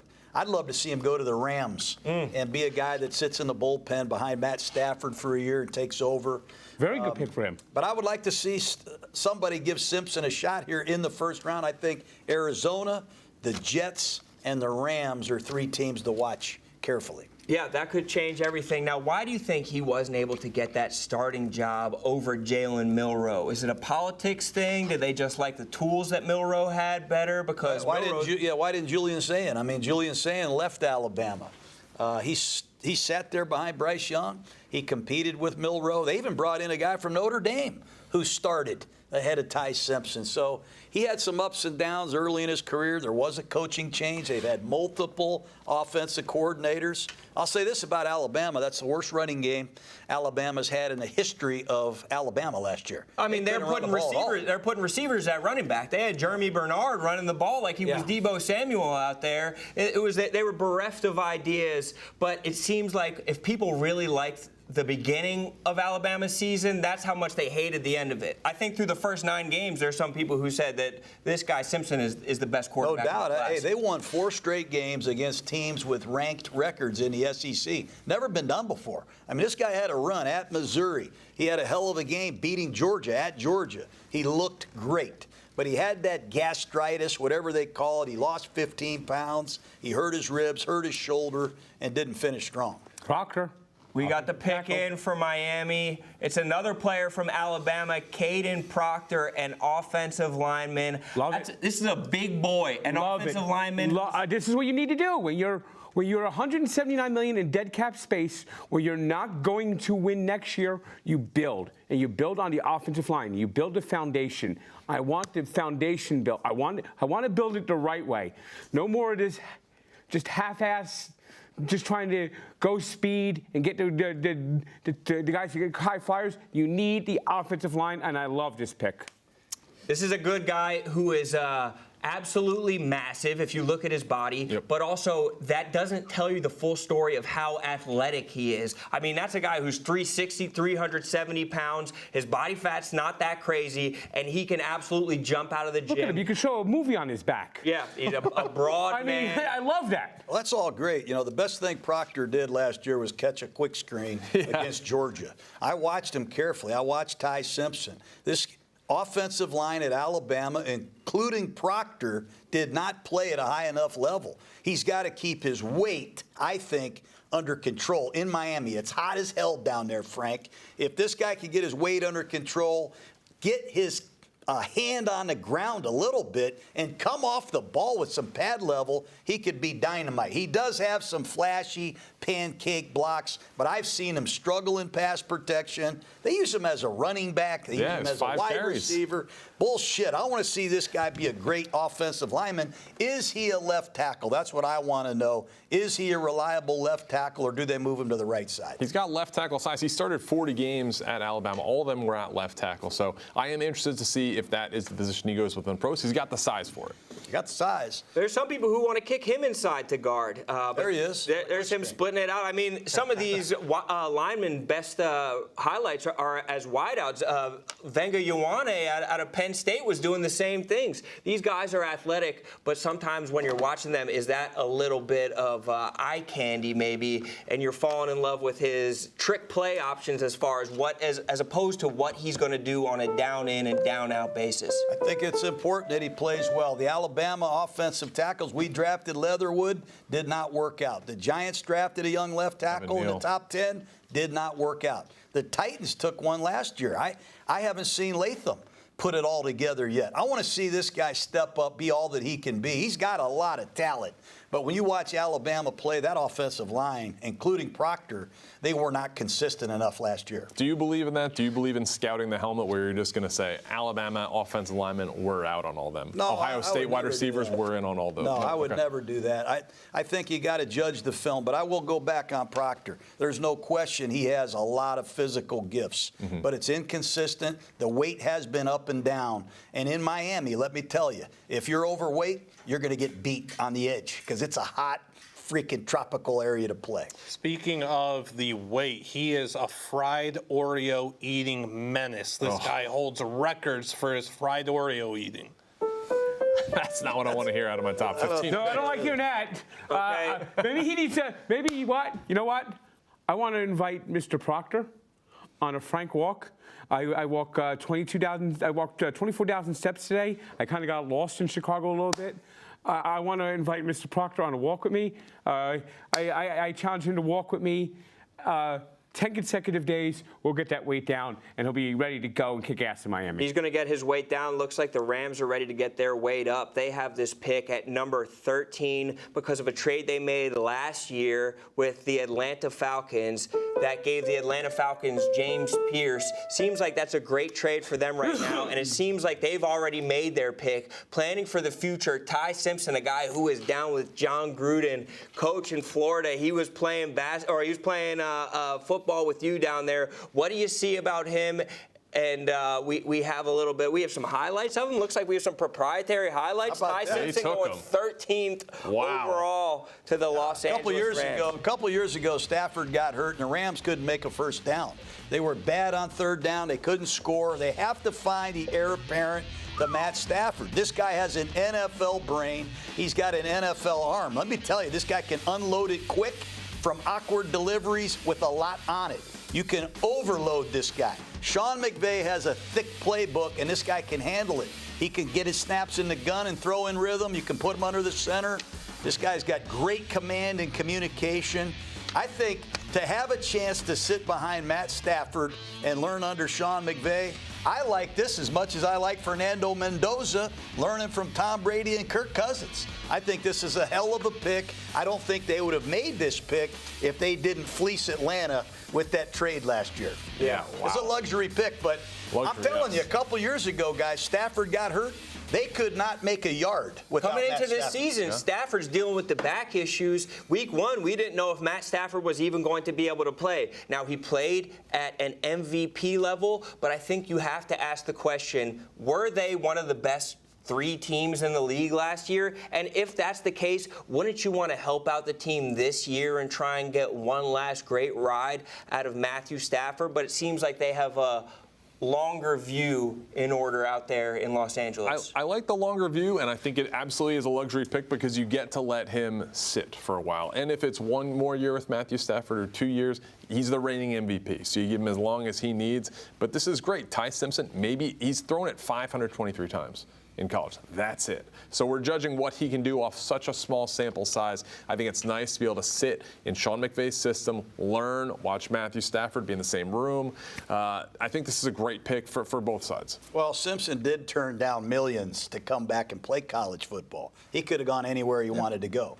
And I said this, before he got hurt late in the year, he was playing as good as anybody. He could have won the Heisman Trophy. They get their ass knocked off at Florida State in the first game. Then they reel off 8 straight wins. And they were impressive. And they're not throwing bubble screens at Alabama. They're pushing the ball down the field. I mean, the throw he makes to beat Oklahoma in the playoff game when he's all beat up with that illness he had, it just shows you the mental and physical toughness that he has. And I think he fits the profile of a Sean McVay quarterback. Do you think that this puts a lot of pressure on Matthew Stafford because are we going to let him sit for 2 years? Is Ty Simpson going to sit for 2 years? This is basically one and done for Matthew Stafford. Well, who's to say Stafford? He just won the MVP. Right. He's won the Super Bowl. He doesn't have anything else to accomplish. Who's to say Stafford didn't tell McVay, hey, man, I'm going to go one more year? You know what I mean? You might want to work on getting Stafford could be in on this for all we know. And if they keep on playing the way they have, they're not going to be at pick 13 next year. They're going to be at the back of the first round. You get only so many chances to be able to be in a position to get a top 2 quarterback in a class. Now, we have said that this is a weaker quarterback class compared to maybe 2 years ago, but is it better than last year? We didn't have 2 first-rounders last year. What are you talking about, weak? This guy just went in the 13th. 2 of our top 13 picks are QBs. If you watch the Taylor Green show, baby, he's going in the first round. Diego Pavia, come on. Cole Payton out of North Dakota State. I think Coach did bring up a really interesting point with Ty Simpson. He passed up on $6.5 million from the Miami Dolphins. He's going to get $6.3 million a year from the LA Rams. Learn from Matt Stafford. This is a kid who had all that money in his hands, pass up on it, bet on himself off the back injury, still go in the top 15. And I don't think, as a college quarterback, as an NFL draft prospect, could you ask for a better situation? This is perfect for Ty. Just like Mahomes going to Kansas City and sitting behind Alex for a year. There's 31 NFL teams that are going to be kicking themselves, say, hey, we kind of let this happen. There's rumors in this offseason that the Rams were trying to make a move for A.J. Brown. They already have 2 stud wide receivers in Puka Nacua and Devontae Adams. Do you think that there's any chance that they want to add weapons at any point in this draft, or do you think that they're good with what they have and let's just try and run it back? We already have a better defensive backfield than we did last year. I think there's absolutely a chance that they would want to add a lot of weapons. We're talking about the Rams, right? They got a lot of weapons. Okay, What are you talking about? They got Blake Corum, Kyron Williams at running back. They're both badasses. They got Ferguson Puka last Nacua, year. you can say whatever. He's the best receiver in the league. Yeah. Devontae Adams, you still put him, you bring him to life in the red zone. And they got 3 tight ends. They're using 3 tight ends at a time, and they are shredding people with that 13 personnel. It's beautiful. It's really something. Yeah. But typically, McVay's offense would employ 3 wide receivers if they had the talent at those positions. I don't think so. I think he wants to get these tight ends on the field and attack a base defense. And that's how you can beat these nickel defenses. If you have a big nickel, a lot of these teams don't even know how to play a base defense anymore. But McVay is getting under the center 50% of the time. They are running the ball, shooting play-action passes, and that is right up this kid's alley. Look at him. He's got to be He's fired up. looking for you, Stephen Shade. So, while we're just talking McVay, give the history of your connection with McVay, because he was with you with the Bucs. That's where he started. Well, his grandfather, John McVay, ran the 49ers, hired my dad, hired me. We go back with the McVay 100 years. And when I was coaching the Bucs, we didn't have any jobs. So we hired him as a secretary. He was like my secretary, just to get him in the building. That's what Malasek. We had Kyle Shanahan, Jay Gruden. We had Sean McVay as our quality control guys. And anyways, McVay was a guy that can't miss from the very beginning. But the bottom line is you can't win in the NFL without a what? You got to have a quarterback. You have to have a I have the quarterback. film, you guys, a few years ago. Do the statistical research. When Matt Stafford didn't play for the Rams, Sean McVay is still the coach. They were last in the league in third down, bottom of the league in scoring. If you don't have one of these guys, you're up Schitt's Creek. So you got a 37-year-old quarterback in Matt Stafford who just lit it up, won the MVP. Perhaps he's telling Sean, hey, man, I'm going one more year. You might want to get my heir apparent. And right now with this bonus pick they got from Atlanta, look at this guy throw the football. That's pretty good. Now, we have the Baltimore Ravens on the clock, and there's some talented players that are falling their way. We have a talented player who's going to talk to us right now, Mr. Kyle Van Noy, who knows a little bit of something about what it's like to be an impact player on the Ravens. There's a lot of guys who could help you guys out right now. Ruben Bain, dangerous. Venga Ioane, dangerous. You have the pick of the litter of these big mauling players right now. Where do you hope the Ravens go? You know, Ron, you hear a beautiful thing right now where do the Ravens go? I think they have to go O-line. I think their prime protector needs to get in the mix. Like, when I mean prime protector, I mean somebody that's going to protect Lamar Jackson. You just lost Tyler Linderbaum, right? He's been the guy in the center that's been holding it down. You need a guy to protect Lamar Jackson. I think he got hit too much last year. I mean, just like you've been throwing punches all week at people in Vegas, being overtime. You got Mr. Gruden Grinder over there. He protected Brad Johnson down in Tampa. He knows what it takes to win a Super Bowl. Stephen Chia, you saw Tom Brady down at Tampa when you were on cloud 9. You saw what it took to protect a premier passer in Tom Brady for a year when you stole him from the Patriots. So I'm going to go with the guard from Penn State. And sure enough, look what you see on the board, Roan, as you pour up some water because you've been working overtime. You see him pick the guard from Penn State. I love it. You see our guy Frank with the Mets. I mean, he's sick to his stomach because the Mets have been just imploding lately. And I don't know if he knows where he is right now. But I just love the pick that the Ravens just did with the guard from Penn State. He shows tenacity. He shows that attitude that you want up front. He reminds me a little bit of Marshall Yanda at guard. They've been missing that since he's been there. Marshall Yanda was amazing. He could be a Hall of Famer. He should be a Hall of Famer. He's one of the best guards I've ever played. I think I'm going to put him in that category. He has that type of impact going in, protecting Lamar, setting an attitude back up front with the other guard, Simpson. I like that combo. How does this always happen to the Baltimore Ravens, that these guys who are the best player at their position always wind up falling? Is it just the way that the Ravens roster is constructed, that you can just say, hey, I'm going to just grab the best guy that's available? Doesn't matter if he's a guard, doesn't matter if he's a safety, doesn't matter what we're grabbing. He's going to be an impact player, because there's a lot of people who say that this guy Olavenga Ioane was a top 5 player in this draft if you're just looking at skill. Yeah, I mean, Ioane is a premier player at the guard. It's kind of like you being a host on multiple different. Don't gas me up. Don't gas me. Anything. You're a comedian. You can do it all, Roan. You can battle rap. I believe Ioane is just the same way at guard. He can do it all. He can pull. He can pass pro. He can run block like you've never seen before. It's exactly what you want in a lineman. He has that tenacity. He has that dog mindset. And that's just the Raven way. Once a Raven, always a Raven, right? And they're going to get who they're going to get. EDC and that whole operation from Steve Bisciotti on down, they do it first class. They're always going to pick the best availability. And that's how it falls sometimes. Sometimes, you know, it's better to be lucky than good. And that's how it is for the Ravens right now in the draft. If you go back and look at the draft and their first round draft choices from a long time ago, they're elite.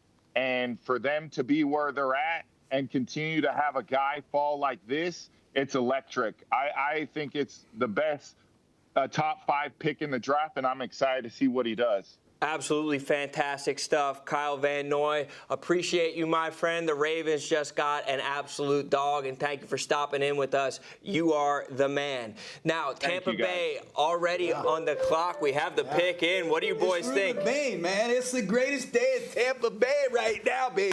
They're going to get Ruben Bain, I'm telling you.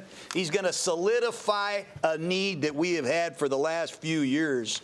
Ruben Bain can play in the heat. This guy can bring the gas on the right side or the left side. Wait, Che, this is the guy that Che hates? This is Che's worst nightmare unfolding in front of our eyes. This is a great day if you're Todd Bowles, man. I'm telling you.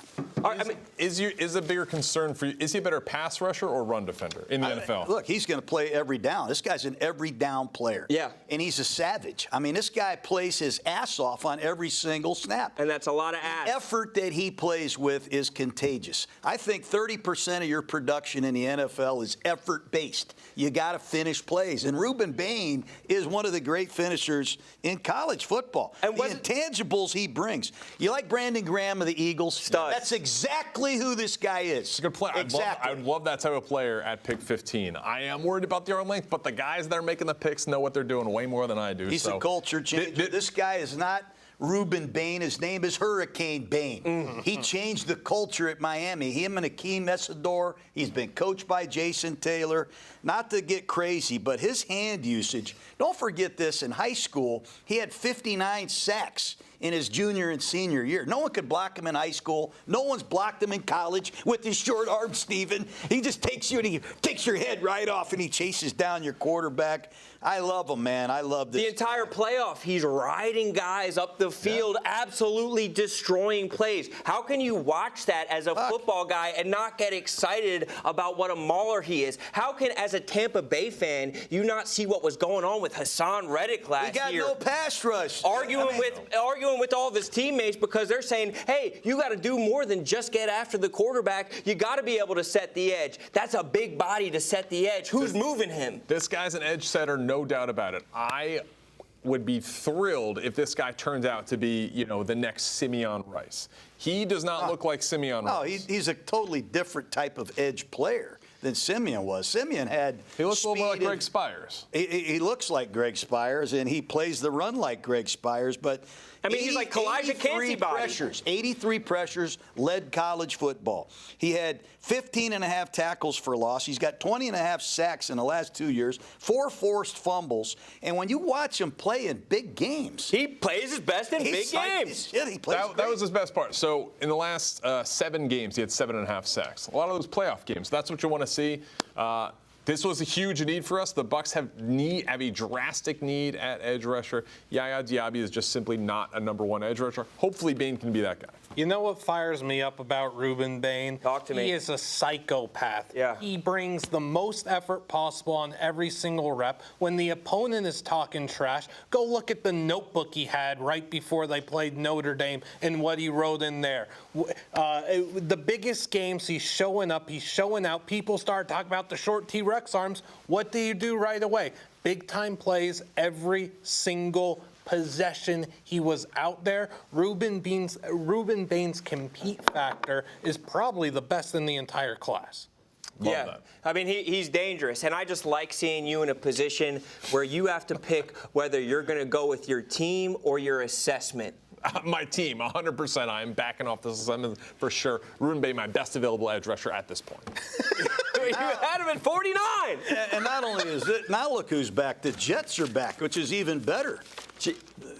Jets are back. We have some Jets in the building, and we of course have Reese's. They say everything happens for a reason, but really everything happens for a Reese's. And waiting around just means missing out. No matter who your team picks, there's always a plan, always a reason. So whether it's the guy you wanted or a surprise pick, trust it and go grab a Reese's, because everything happens for a Reese's. Get yours at Hersheyland.com/Reese's. We have more Jets that are with us. Clemmer, Jack Mack, what's going on, fellas? Do you like how the board's falling?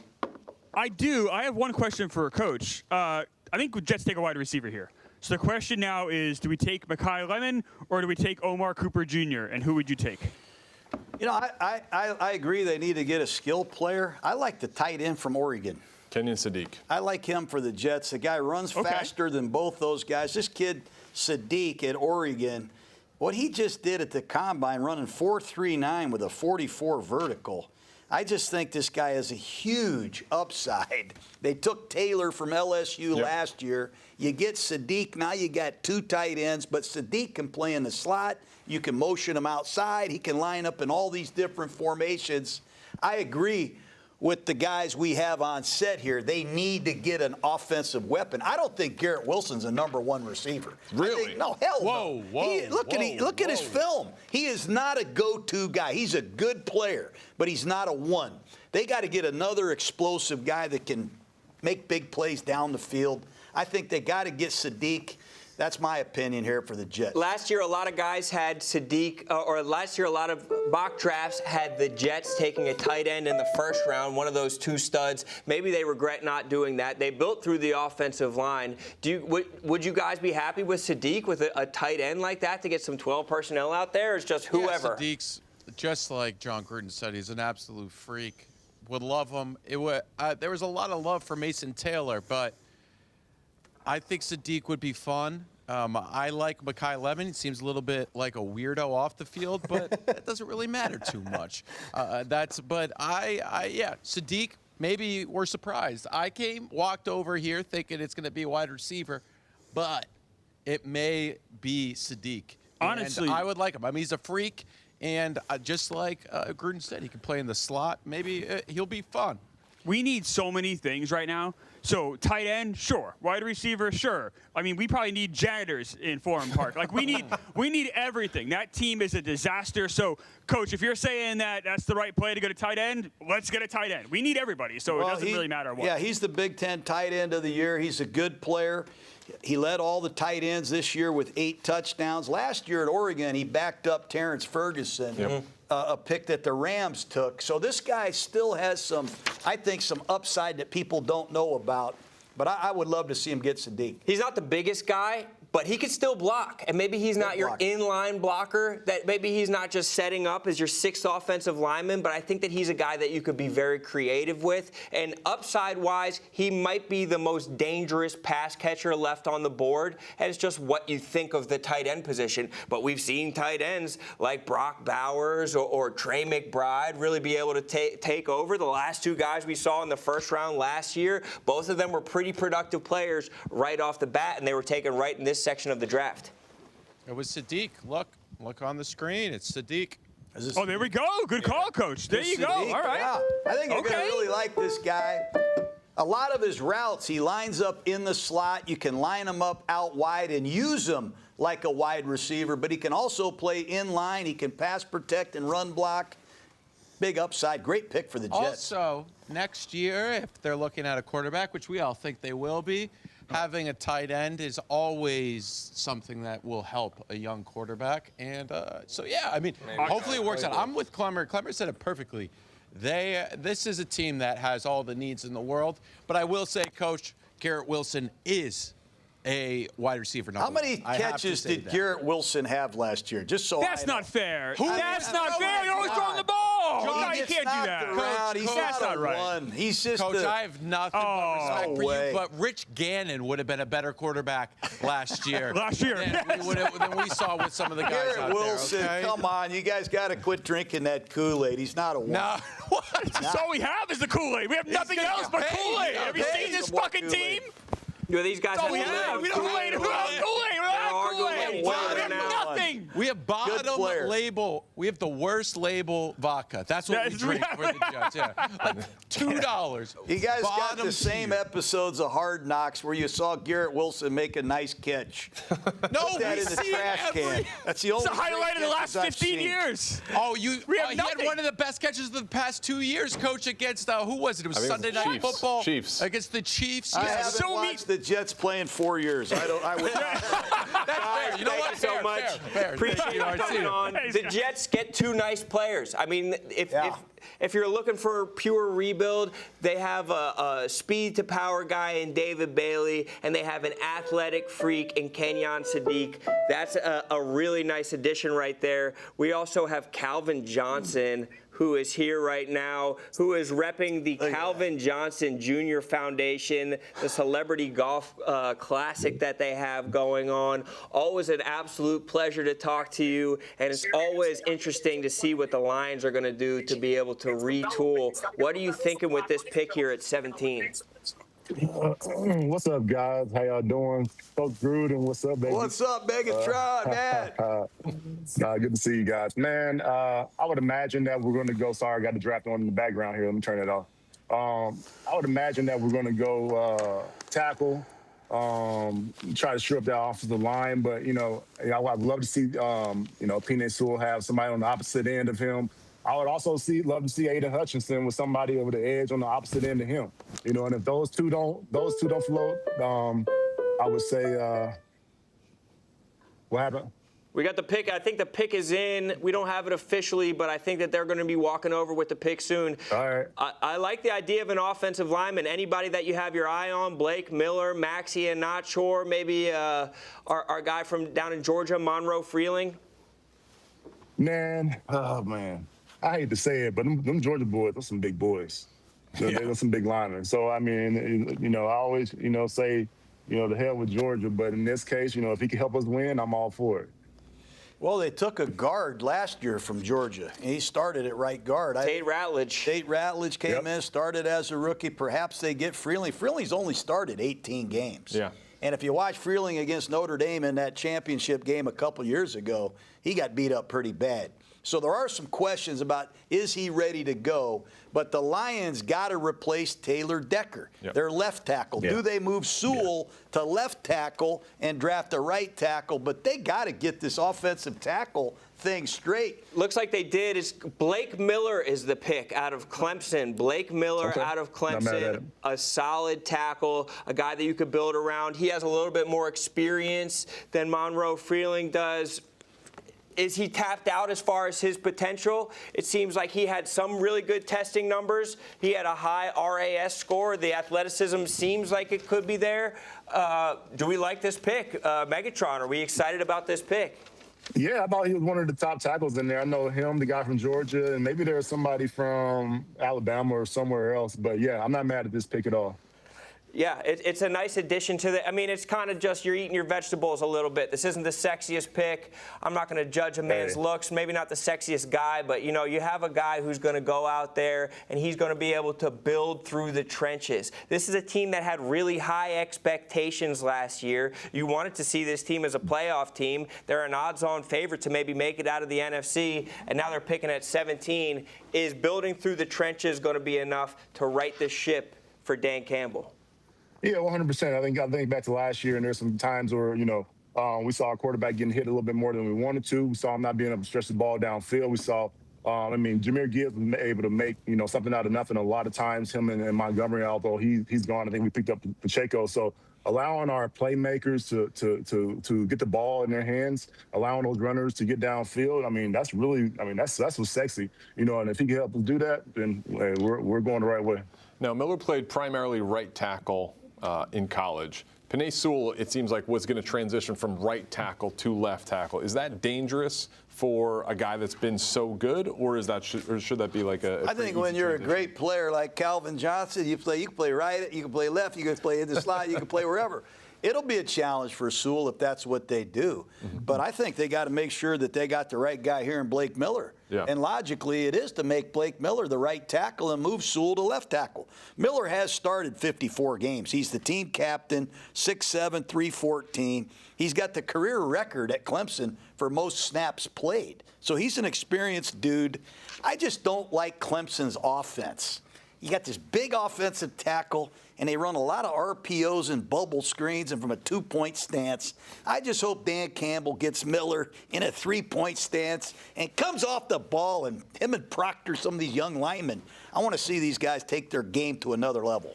If anybody's going to introduce the physicality, though, it's Dan Campbell. It's Dan Campbell's going to. I was up there at training camp last year. They got a new offensive coordinator. Ben Johnson left. Everybody said, well, we lost Ben Johnson. Well, shit. We lost our center. Ragnall retired. We lost our guard, Zeitler. We lost our left tackle, Decker. We lost our whole offensive line. And that is a position with Jared Goff, a pocket passer, you got to have. So getting Blake Miller is a good pick for Detroit. How about having Calvin Johnson on our set here, man? Look at that dude. What do you remember about your draft night? Was there anything that really stands out? It was probably a foregone conclusion for you at that time, but these guys' lives are changing right in front of our eyes. How was that for you? It is pretty cool to think back. The whole situation about the draft and, the picks and all that is a little bit different. They're doing it in different cities, and not everybody go to New York. Such as the standard was before. But, it's a life-changing event for these guys, for these families. It's a dream come true to be able to, make it to this step. But this is just the beginning, those dreams, those bright lights, let those go away real fast and get right to work. Because going into the NFL, it's not for the faint of heart. When did you lock in the mentality to say, hey, I'm going to be one of the best wide receivers of all time? Was it something that happened in college? Was it something that happened before that? Was it into the pros? When did that mentality really click for you? I give you this, I had a high school coach that spoke, confidence into me, told me I could be one of the best of all time. I didn't believe it at the time. I was just a goofy kid, just, trying to get used to my body. Went on to college, had some success there, and started to believe, like, whoa, maybe he knew what he was talking about. Let me just put this God-given ability and put all this stuff to work, and just let the chips fall where they may. Going into the league, I had a goal for myself. I wanted to play 10 years, have 10,000 yards, just try to average 1,000 yards a year. Really just make a name for myself. I was able to accomplish those goals in 8 years, so I was able, it's really just, setting goals for yourself, accomplishing those goals, and then just getting used to that cycle. And then for me, my mom set that cycle for me as a young child, and just what's the next goal? I never thought it would, I would have sailed the way I did, because there's so many things that could happen when playing in the NFL. All you could do is, beef up and prepare your body for the journey that's ahead each and every year, reset and do it again, and reset on every play, reset every year, and just keep that mentality as a rookie as long as you can, so that you can stay hungry. Absolutely incredible stuff. And make sure to check out the Calvin Johnson Jr. Foundation Celebrity Golf Classic. Seems like you got yourselves a dog out there. Congratulations, and thank you for joining us. Megatron. Great to see you guys. I'll be out there tomorrow. Hopefully I get to see you guys. All right, take it easy, brother. And just like that, the Minnesota Vikings are on the clock, and we go from one absolute stud wide receiver to another stud wide receiver. Joining us on behalf of the Minnesota Vikings, Mr. Adam Thielen. What's going on, my friend? What's the move right here for the Minnesota Vikings? How are we looking, and how do you think that the board is falling? Yeah, just actually got home from the draft party at the stadium, so crowd's pretty fired up there. Minnesota fans, they tend to show up pretty large for those types of events. It's a serious fan base, which is pretty awesome. But I think it's Dylan Thieneman. I mean, with this Flores defense, the way that they do things, they need an edge that can set the edge, that can rush the passer when it's passing situations. They need linebackers that can fly around and communicate, and then they just need safeties that can play everywhere. And not only can they play everywhere, but they can communicate. Because at the end of the day, I think the last 3-4 games, basically, Flores was putting a play call in, and then Harry was basically either sticking with it, or if he saw something that he didn't like, or they checked out of something because they saw the Engage 8 Madden play coming at him, Harry had the ability to check into something different and basically be on the line of scrimmage and have to go to a split safety look in the backfield. So having a guy that can be an athlete back there and move around. But I think they just drafted someone, didn't they? They did just draft somebody. Caleb Banks, the first defensive tackle, comes off the board from Florida. They're building through the trenches. So it seems like they're trying to fortify that interior defensive line. And as far as upside, it's definitely there for Caleb Banks. Do you see it, Coach? Well, they've tried everything in Minnesota. They brought in Hargrave and Jonathan Allen. They've lost some defensive tackles. Ever since Kevin Williams played here, they've been looking for that massive, every down badass. And Caleb Banks in 2024 was that guy for Florida. Now, he was hurt most of the year this past season for the Gators. But this guy has great athleticism, 6'6". Look at this get off at 330 pounds, man. This guy can really play, but he only averages 35 plays a game in 2024. The guy never plays. I'm like, come on, Banks, get your ass in the game. But he does play well when he does play, provided he's not hurt and provided he's not in some rotation. The Vikings aren't taking him this high to be a spot player. They want him to play a lot of football. He's got to reach his potential. But this is a little bit of a surprise to me based on his history, lack of production. But 6'6", 327 that runs a 5.04 doesn't grow on trees. This guy is an absolute exactly right. Monster. But yes, he needs to be an every down player. If you're picking him at 18, you really need him to do that. But when he is on the field like last year, obviously now 2025 he only played a couple games, but in 2024, 4.5 sacks from the defensive tackle position is very good in college. In 2024, I watched the Gators play Kentucky. I'm talking about the Kentucky Wildcats. Okay. Kentucky ran for 500 yards, and Banks was on that Gator team. So it ain't good enough. The guy's got to reach his potential. Brian Flores, the coaching staff in Minnesota, they have the guts to do it. They have the firepower to do it. But this kid right here, he's been given the opportunity of a lifetime. Adam, what do you think happens along the rest of the defensive line out there in Minnesota? Is Jonathan Grenard going to be around? Is he going to get traded? Is he going to get re-signed? Is it Dallas Turner's turn? What's going to happen there? Well, yeah, I mean, I think for them, there's too much value in Grenard to lose him. I think they're going to do whatever it takes to keep him around, keep him happy. He's a guy who does everything exactly the way that Flores needs it to be done for this defense. Set the edge, be super physical in the run game. And then obviously when it's passing downs and he gets the ability to have a one-on-one pass rush, like he's going to go win. The thing about this defense is sometimes you don't get those one-on-one pass rushers because there's so much movement, there's so much safety pressure, all-out pressures, linebackers on the end of the line where they're kind of slanting and going away from those guys blitzing. So, I think that's maybe where some of his frustration comes from. He's not just lining up and getting after the passer. But I do like this pick. I think at the end of the day, in this league, to win games, you have to have a good O-line and a good D-line. And this just gives them the opportunity to do that. It might sound old school, but it just keeps coming back around, right? The teams that have good O-lines and can protect and they can push the ball with the running game downhill, those are the teams that win games. Hey, Adam, I'm a big fan of yours, man. I got to ask you about the quarterback situation with the Vikings. You got Kyler Murray, you got the young kid coming along. What's going on with the quarterback situation in Minnesota right now? To be honest, it sounds crazy, but I really like the situation. You have a guy like Kyler who's obviously got an amazing skill set, and he's got his back against the wall, right? Like, if he doesn't play well or if he doesn't – it's not necessarily about him playing well, really. It's just a guy that just needs to mature a little bit as far as an NFL quarterback. Doing this film study, being in there early, being a good leader. And those things are some of the things that have really gone against him in the past. But I think with this situation, like, he's forced to do that. And from what I've heard, he's been all in on that, and that's why they brought him in there. And then it's also a win-win for JJ. Like, he's got competition. Like, he's not just being handed the keys to this offense and to this team and being put in a tough spot. Like he's got the weight of the world on his shoulders. Like, he has the opportunity to take what happened last year, to build off it over this offseason, and then come and prove who he really can be. Because he's been able to learn from some of the things that happened last year and really take that and hopefully build on, which I believe he will. So it's going to be really interesting. It's going to be fun to go watch OTAs and training camp practices to see how both of those guys are progressing.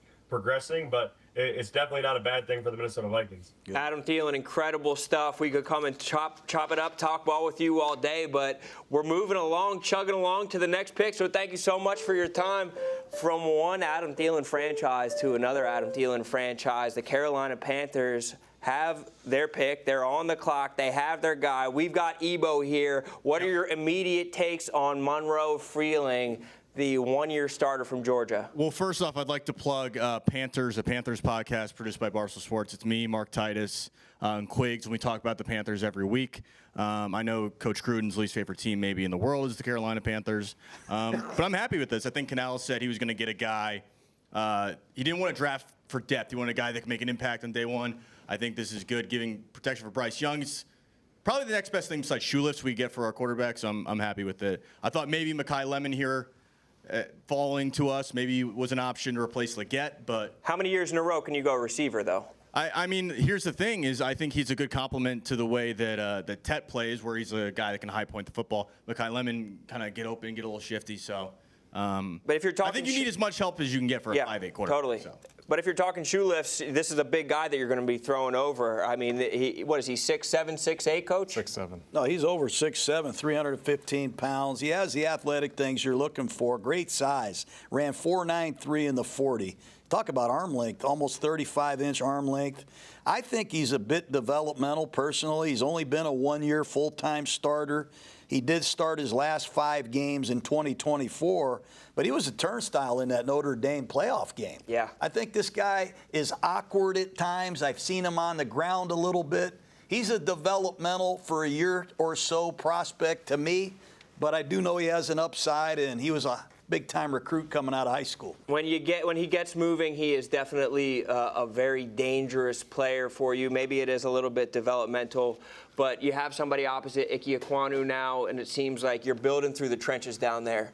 I'm just going to say that was a tough clap, a tough reaction. Yeah. That's not what you want to see immediately. It just looks like a little one of those wind-up monkeys. But maybe it's just, his mom is a yoga instructor. Monroe Freeling's mom is, so maybe it's a stretching issue. Now, we do have this Carolina Panther. Get him out of here. Massive credit to Freeling, too, avoiding any DUIs at Georgia. That's always impressive. Freeling. Mekhi Lemon to the Eagles. Unbelievable. Mekhi Lemon to the Eagles right away. Official. It's official. It just happened right in front of us. Holy shit. What the fuck? This is huge. Mekhi Lemon to the Eagles. A dangerous receiver. We just said earlier, this guy might be a weirdo. I like that. I want a weirdo in my wide receiver. He has incredible tackle breaking, incredible yards after the catch. People are saying he's like, I'm on Ross St. Brown. People talk about the Iowa game where he had 10 catches for 150 yards. This guy is dangerous. If we want to have a replacement for A.J. Brown, Max, I think we just found him. No doubt. Yes! Listen, I'm fired up.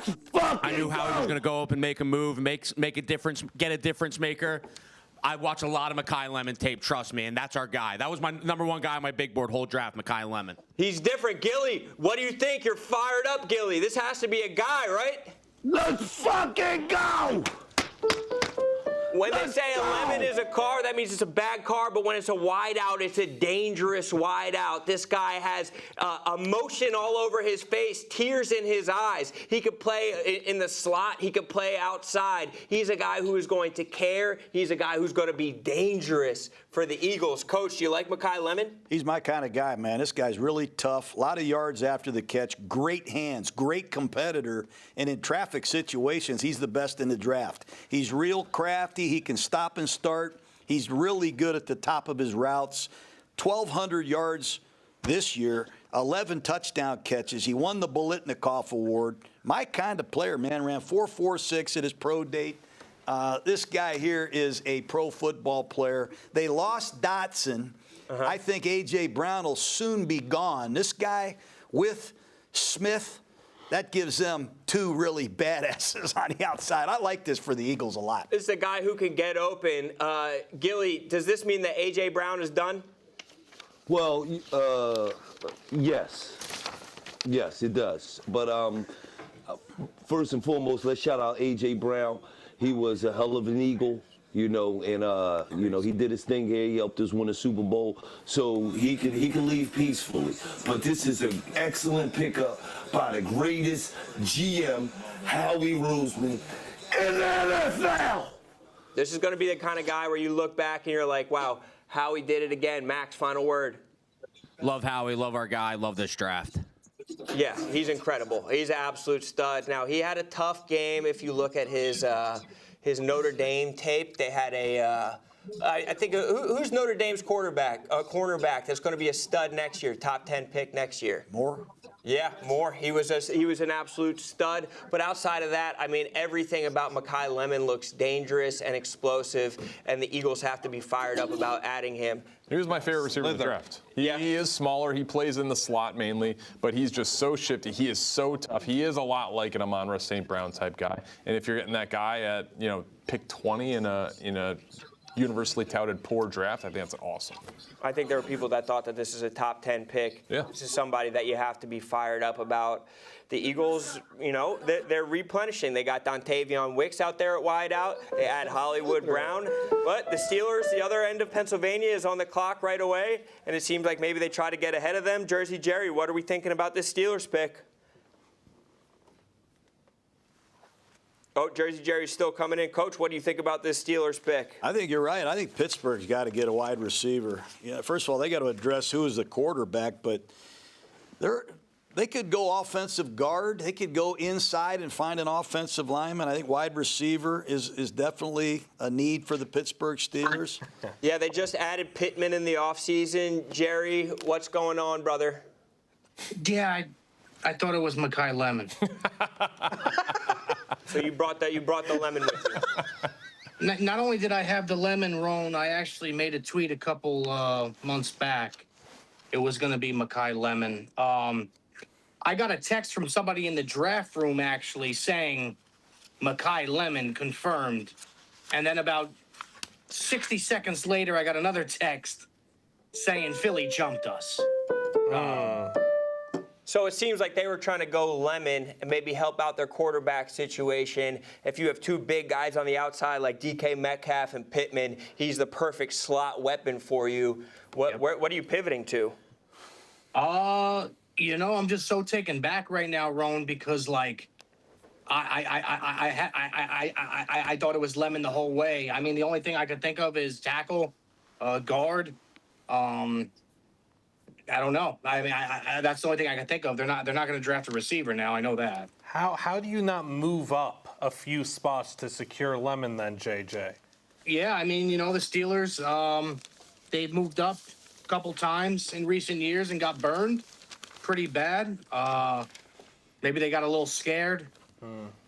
Well, we know that they're tough. There's no doubt that they're tough, just like Chevy. Draft season's here, which is when you realize some picks just make sense, like Mekhi Lemon or like a Chevy Silverado. Silverado has the power to haul pretty much anything: gear, grills, tailgate setups. So whether you're driving to a draft party or a road game or towing a boat to the lake, you need a truck with strength, reliability, and the drive to go the distance. Just like a top-tier draft pick, Silverado shows up, handles the pressure, and gets the job done when it comes to trucks. Make Chevy Silverado your #1 overall pick. Check out current offers and build yours at Chevy.com.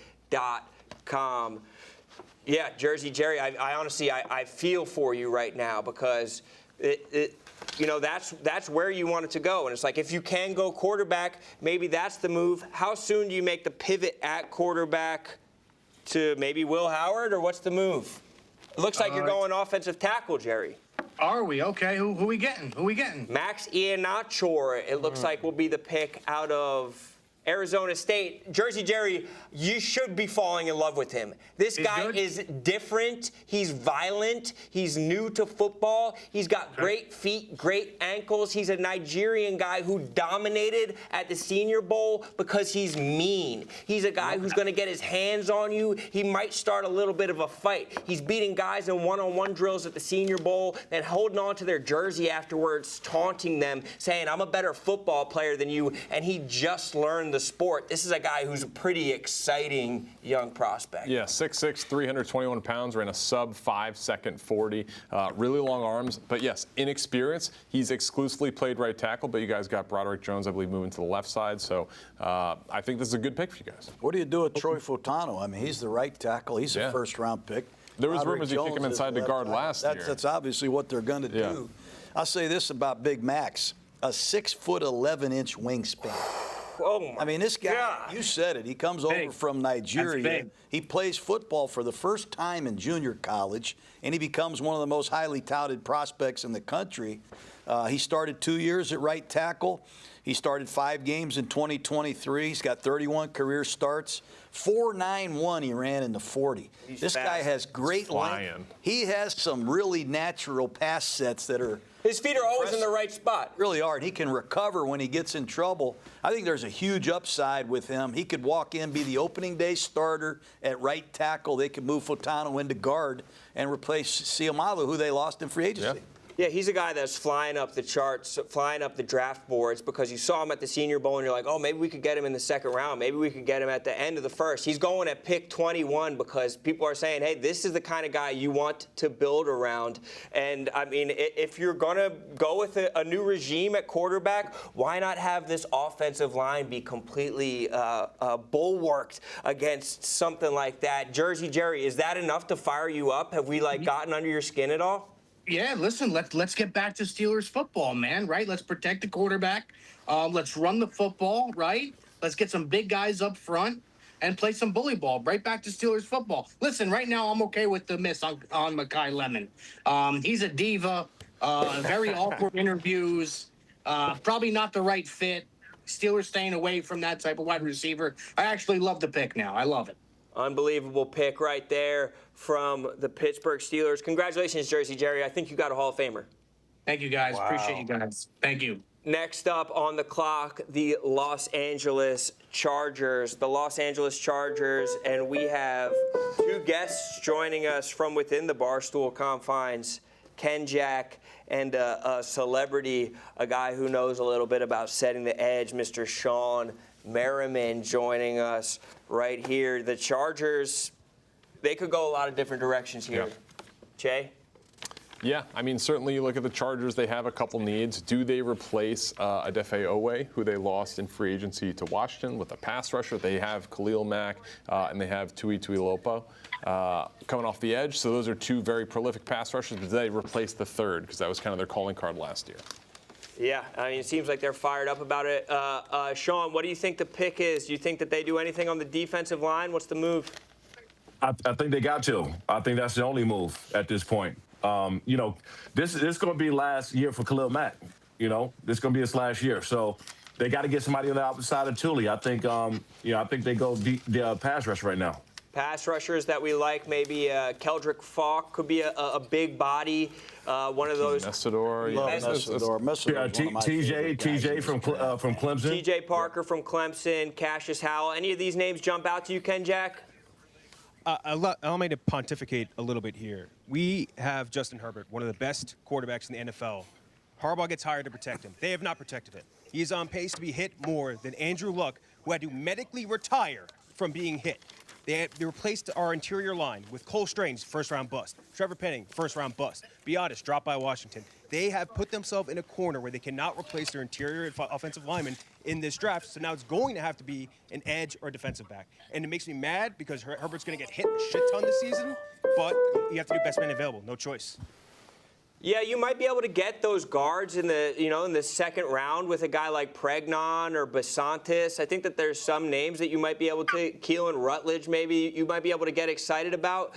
But it seems like you want to set the defensive line right now, and that seems like Harbaugh football. If you have a strong defensive line, you might be able to set the tone for them. It looks like we have the pick in, and it is Akeem Mesidor from Miami.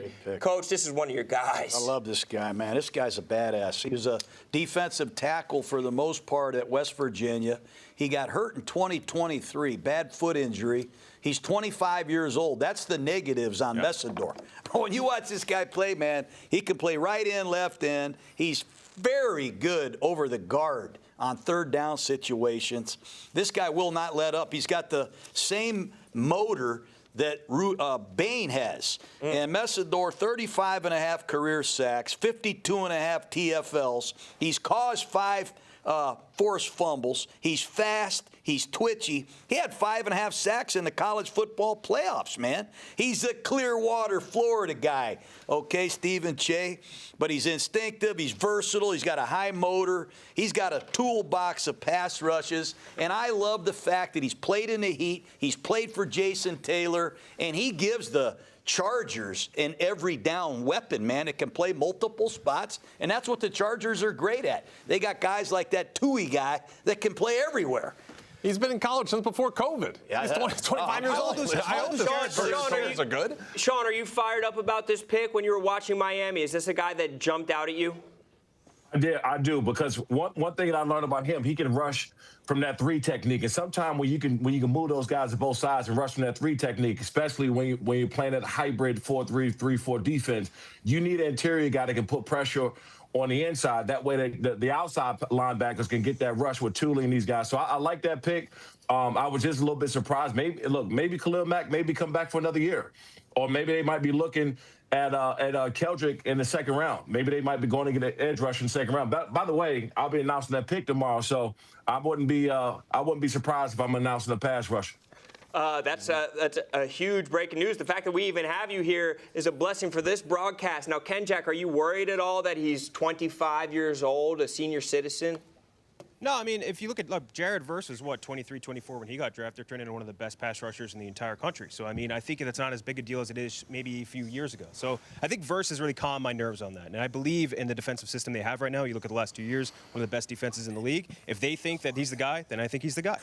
Yeah, if you ever turned on that Miami tape, every single time you saw number 3 and number 4 meeting at the quarterback. And some people liked him more than Bain. Some people said, you turn on this tape, Not and me. He's as... Yeah, you were one of them. You liked him more than Ruben Bain. You should be making these guys pretty excited about this pick, Steven. Yeah, I mean, Akeem Mesidor certainly... he is an exciting player. 12.5 sacks this past year. He can do it all, as you mentioned, the college football playoff success. The age, he's a year younger than Micah Parsons, who's been in the league forever. That gives me a little pause. He was in college for 6 years, so he's playing against guys he's much older than. But he was coached by Jason Taylor. Got excellent coaching, played across from Ruben Bain. So certainly things looking up in L.A. Played 850 snaps. So this guy can play and play well throughout the course of a game, where I said a lot of these guys are only playing 40 to 42 snaps a game. Yeah. So this guy's got a relentless motor. I like the pick for the Chargers. Well, Sean, thank you so much for joining us. We'll look for you tomorrow night announcing the Chargers pick, but you were right here with us. Ken Jack, congrats on getting one of Che's favorite players in this draft, and congrats to everybody who is riding around in a Chevy. Like we said, draft season is here, and this guy, Mesidor, he's tough. He's tough like a Chevy. He's tough, and he's one of Gruden's guys. There's nothing like having a Chevy Silverado. Power, just like Mesidor. You can haul anything just like Mesidor's hauling ass up and down the field. Gear just like he's geared up head to toe. This guy is absolutely different. It's a top-tier draft pick. The Silverado shows up every time, handles the pressure, and gets the job done when it comes to trucks. Make Chevy Silverado your #1 overall pick. Check out the current offers and build yours at Chevy.com. The Cowboys are on the clock. The Cowboys pick is in already, and we have another trade. So much has gone on. So this trade was traded with Pittsburgh at 20. So they did legitimately, with Philly. So they did legitimately jump the Steelers for Mekhi Lemon. The Eagles. Yeah. The Eagles did. The Eagles did, because the Eagles traded out of this. They traded with Dallas. Something the last time we saw was Devontae Smith, Micah Parsons a couple years ago. Right, and both teams wound up with really good players. Yeah. Now, can Dallas wind up with another really good player right here? Could they maybe replenish their defensive line? Or was whoever we just saw was Mesidor taken right before a team that really wanted him? Is it going to be a Keldrick Falk? They need to replenish what they lost with Micah Parsons still. How about Cassius Howell right down there at College Station? How about your guy Malachi Lawrence? I was told Dallas was very high on Caleb Downs, obviously, but 3 names they really liked were Malachi Lawrence, Dylan Dynaman, and Chris Johnson. They moved down a few spots. All of them are available. Do they just get the guy that would have taken at 20, Malachi Lawrence? What do we think, Casey? Well, Coach, I love where your head's at with Cassius Howell, but I don't think it's going to be him. I agree with Liam. I think it's going to be Malachi Lawrence.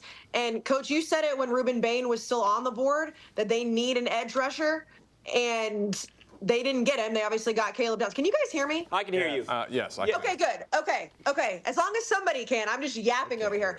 No, Roan, tell Coach. I mean, he was right that they needed an edge rusher, and instead She's saying of you're right that they needed an edge rusher, Coach. And so they're going to go Malachi Lawrence is what I think. And Malachi Lawrence is who she's riding with. Malachi Lawrence. I love Malachi. I mean, this is a 6'5" guy. If you want to set the edge, this is a guy who has the ability to do that as far as a frame that you want to build into. And there it is, Malachi Lawrence. It's a great pick, man. Great pick. Malachi Lawrence is a guy who shoots up the draft boards. Maybe people were thinking he was a second-round pick, but he's a guy who did well in the Senior Bowl. He's a guy who's traitsy, and he's a guy that they want to build around. What I like about him is consistent productions. Last year, 7 sacks, year before 5 sacks, year before 7.5 sacks. Like you said, he's got long arms. He got the body you're looking for, 6'4", 253. Ran a 4.52. That's kind of what you're looking for an edge rusher, and he's showing that consistent performance. Last time these two teams made this trade, one of them wound up with a wide receiver. One of them wound up with a defensive end. Both are pretty happy about how those things turned out as far as how good those players are. Now, the wide receiver is the only one still on his team, but Malachi Lawrence is a high upside swing, and Dallas is building through that defensive line, but it's completely revamped. Quinnen Williams now. Odigizua is out in San Francisco right now. They're completely rewriting what they're doing on the defensive line, but it's still a priority for them. Coach, you like that move? I love Malachi Lawrence. The only problem I have with Lawrence is he plays 39 snaps a game. He's in some kind of a rotation, and he does leave a lot of sacks out on the field. I'm telling you, he had about 10 or 11 sacks. He just didn't clean up. But the guy jumped. His broad jump, 10 foot 10 inches. That's second.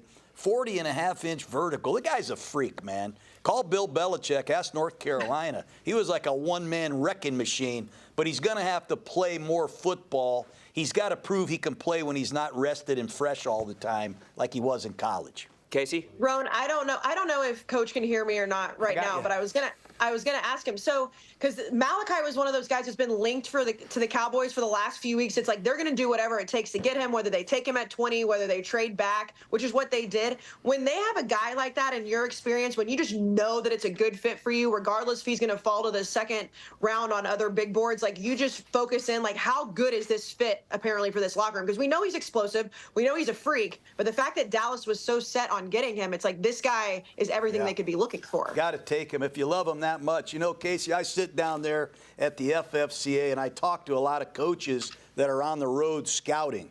And I had 2 or 3 defensive line coaches tell me Malachi Lawrence is the guy. Wow. I mean, his individual workouts were superb. And I think if he gets with the right D-line coach, sky's the limit with him. He's got the length, the speed to get off. Like I said, he's got to prove he can play down to down more often, and he's going to have to clean up some of the missed tackles at the top of his rush. But Dallas did a great job getting Caleb Downs and Malachi Lawrence. Not only do you address needs, you get 2 really talented players. That's a great night for They're Dallas. giving Christian Parker a lot to work with on that defense. Casey, congratulations on adding 2 fastballs right there for the defense right there. Now we have the Cleveland Browns on the clock. The Cleveland Browns might have the pick in right now. The Cleveland Browns got their tackle. The Cleveland Browns need a wide receiver. Who is it going to be? We might have the pick right now. Stephen Shea, who is it? Looks like KC Concepcion at 24. KC Concepcion. You like that one, Jeff Lowe? I think he's a stud. I got a lot of A&M friends here. They're like, that's the guy you want. Him or Denzel Boston would make me happy. Honestly, any of the receivers would make me happy. It's such a receiver-heavy draft. I hope they take receiver with their first pick in the second round too. But I like Concepcion. I think he's fantastic. This is great. Again, him or Boston were the two guys I wanted here. Casey Concepcion, a guy started at North Carolina State, a guy who has juice in the punt return game, and a guy who has an absolutely awesome story because he overcame a stutter and he wears that on his sleeve. That's part of who he is, and the fact that he could overcome that is the kind of guy you want to root for, the kind of guy that you want to believe in. Coach, you fired up about this guy? I like Concepcion a lot. He's so versatile. I mean, he's got 25 receiving touchdowns, 3 rushing touchdowns. He threw a touchdown pass. He's got 2 in the return game. He's got 31 combined touchdowns. He's carried the ball 76 times for over 400 yards. He's a wildcat type guy. You can get it to him on the jet sweep, and he has over 400 yards after the catch. The only weakness is he has a lot of drops, Ron. Yeah. I mean, this guy has drop rate, I think. got 19 drops in 3 years. He's got to address that.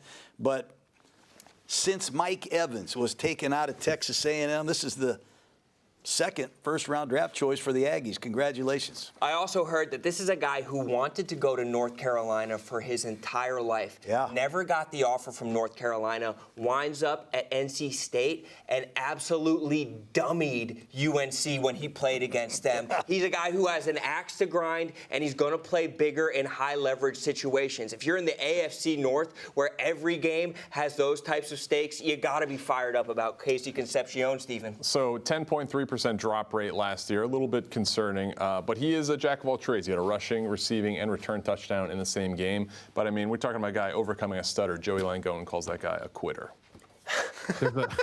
There's another jack of all trades guy who I know, Liam Blutman. It's his favorite player in the history of the sport of football. Correct. Harold Fannin, who is also on that team. So you give me all the and Quinshon Judkins. You want to talk about Wildcat? He ran Wildcat half the end of the season. Might have been because Stefanski might have been an idiot, but beside the point. But you have a versatile set of guys. Still need a quarterback. But I like that. I like pairing him up with that. Bond, Judy, who's not a number one, but Concepcion with Harold Fannin. Those are 2 back-to-back years, great offensive weapons. I'm very happy. All I wanted tonight, they did it. They rarely make me happy. They made me happy tonight. I'm glad you brought him up, Jeff D'Lo. I didn't want to do it. It'd come off as biased. Good. Yep. I know he's your favorite. Yeah. Your number one fan. He is the number one Liam Blutman guy of all time, Harold Fannin Jr. Harold Fannin. So, yeah, Casey Concepcion is the pick. Now, there were some concerns that Concepcion doesn't sound like a stud receiver name. How much weight do you put in that? Like, the name has to be right. Sonny Styles sounds like a stud linebacker. Is there something wrong with the name Casey Concepcion? Does that not have the right ring to it? Sounds like a shortstop. Yeah? It does. Yeah. Sounds like a guy that would let Frank down 3 or 4 times a week. Yeah, just an all-time bad Met, Casey Concepcion. Well, thank you so much. Earned in the 8th. Jeff, absolutely huge picks for the Browns. And on the clock right now, the Chicago Bears. The Chicago Bears are on the clock. An incredible season from the Bears. And talking to Big Cat earlier, it seems like the Bears can just plug anybody in, and you're going to feel good about it because they have the right coach. They have the right guys in the front office. They know what they're doing building. We have the entire squad walking in. Got the whole squad. What's your first thoughts, Big Cat? Oh, Eddie's here. Eddie's here. I'm going to go do PMT in a second, so I'm going to live react and then go do PMT. I think it's going to be D-line, right? All the tackles are gone? Is that right? Lomu's still there. Oh, Lomu. Yeah. I actually would love Lomu. But you know what? It's whatever Ben Johnson wants. Did you see Caleb Williams retweeted me? Not a big deal. What was the tweet? I said, trust in Ben Johnson. That's all that matters. Now you're in the club with White Boy Rick. Yeah, White Boy Rick did kind of own me. He's like, yeah, that happened to me 2 months ago. Eddie, what are you seeing? Are you in lockstep? Are all the Bears fans under the same umbrella today? Yeah, I mean, listen, Big Cat's right, whatever Ben Johnson wants, but I think we'd all be a little surprised if we don't go edge, D-line, or offensive tackle. Dave, is there any like defensive lineman that you've fallen in love with? Is there anybody that's sexy to you? I like the safety from Oregon, mostly because I've seen him play the most. Thieneman. But they need a lot of beef up front, so they got like 4 position groups that they really need to add depth to. So I'm happy with anything aside from probably wide receiver. So. Got it, Chief. Anybody that you're falling in love with? Any draft crushes? I bet Keldrick Falk plus 850 on DraftKings, the end out of Auburn. So I'd like to see that. If not, it's just in Ben Johnson I trust. By the way, Stephen Shea lost his other bet. Oh, no. Was that linebacker? And the Knicks lost by 1. Terrible night. Oh, no. Oh, no. It's got to be. Oh, no. It's got to be. White Sox Dave. Give me a big, mean defensive lineman right here. Yeah, something mean. White Sox Dave. What? White Sox Oh! Dylan Thieneman. I told you. I called this. Let's go. I just All right, said- we got to save. Listen, not only do I trust in Ben Johnson, I trust in White Sox. That's right. New draft analyst. That's so the Bears are kind of working backwards a little bit. They got 2 really good safeties right now. They still leave a lot to be desired up front. They got 57 and 60. They'll fix everything. In Ben Johnson, we trust. In Ben, we trust. I like it. It's just our defensive line is so bad. It's so bad. I really wanted Caden McDonald or TJ Parker here, but This guy and White Boy Rick were talking so much shit about I was not talking shit. He was talking shit. These guys are talking about like he's Chris Conte 2.0.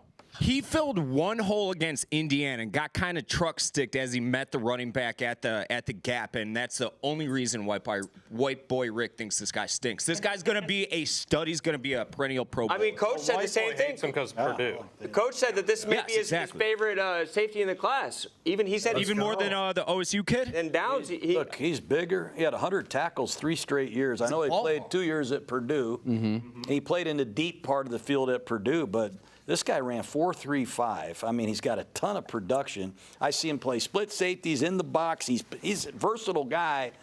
Perfect fit, I think. He's only played 3 years, and he's been a badass every single film. I mean, you get Kobe Bryant from the Seattle Seahawks. You lose Kevin Byard, and now you got Thieneman back there. You got a pretty good Dennis Johnson fired up. I think Dennis Allen. You know, you guys got in the playoffs because of Ben Johnson, certainly, but you got a lot of turnovers from this defense. And to get Brian and Thieneman back, Thieneman's got I think he's got 8 career interceptions. Yep. He's a good player. He's fast. He's fast. He's big. And he's a great special teams player. I mean, if our pass rush sucks, then they'll cover the job back there. That's ridiculous. Question for Coach. So a good defensive line, there's the trickle-down effect. It makes a good linebacker core. It makes a good defensive backfield. Does it work in the inverse, too? Like if – Well, I think you gotta have a pass rush, no doubt. Yeah. But as Dennis Allen did last year, he's going to blitz. There's other ways to get pressure, and you don't have to play man-to-man and give up, all kind of coverage. You can drop defensive ends and blitz safeties. There's a lot of stuff that Dennis Allen does to mask a lack of a pass rusher. But some of these young pass rushers that the Bears do have, Booker, they got to come through, and Montez Sweat needs to return to the form that he had a couple years ago. I like this pick a lot. I think he solidifies the back end, and that's important. All right, I'm sold. I don't know if you can rely on coverage sacks, but I mean, certainly he's a tackling machine. He's around the ball. Eddie had a twinkle in his eye when Coach was talking about Thieneman. What are you thinking, Eddie? I can't believe White Sox Dave got it right. Like, give this guy a curtain call. He gets ragged on for being wrong so many times. Congratulations, White Sox Dave. He nailed it. You're saying congrats, White Sox Dave. You nailed it. It was literally a gut feeling for like the last month. I just had a feeling for no reason at all. Yeah, I mean, if you're looking at the best defenses in the NFL over the last couple years, they have a stud safety, or they have a guy who's going to come down to the line and play that nickel position. You're talking about Emanwari. Do you think that he's going to play a similar position? Is he going to be nickel, or is he going to be playing super high up there? Well, when you play a big nickel, you can play 3 safeties at a time. That's what pro football is now. A lot of guys are playing a big nickel. Yeah. 3 safeties at a time. That's what it is. You lose Brisker, you lose Byard, you got to replace 2 really good players. Why not get a Super Bowl champion and a first-round draft choice? Love it. That's a pretty good swing at it, man. I think it's pretty damn good. This secondary is going to be so fast. It's going to be ridiculous. That's insanity. Yeah. I'm all in now. I'm in.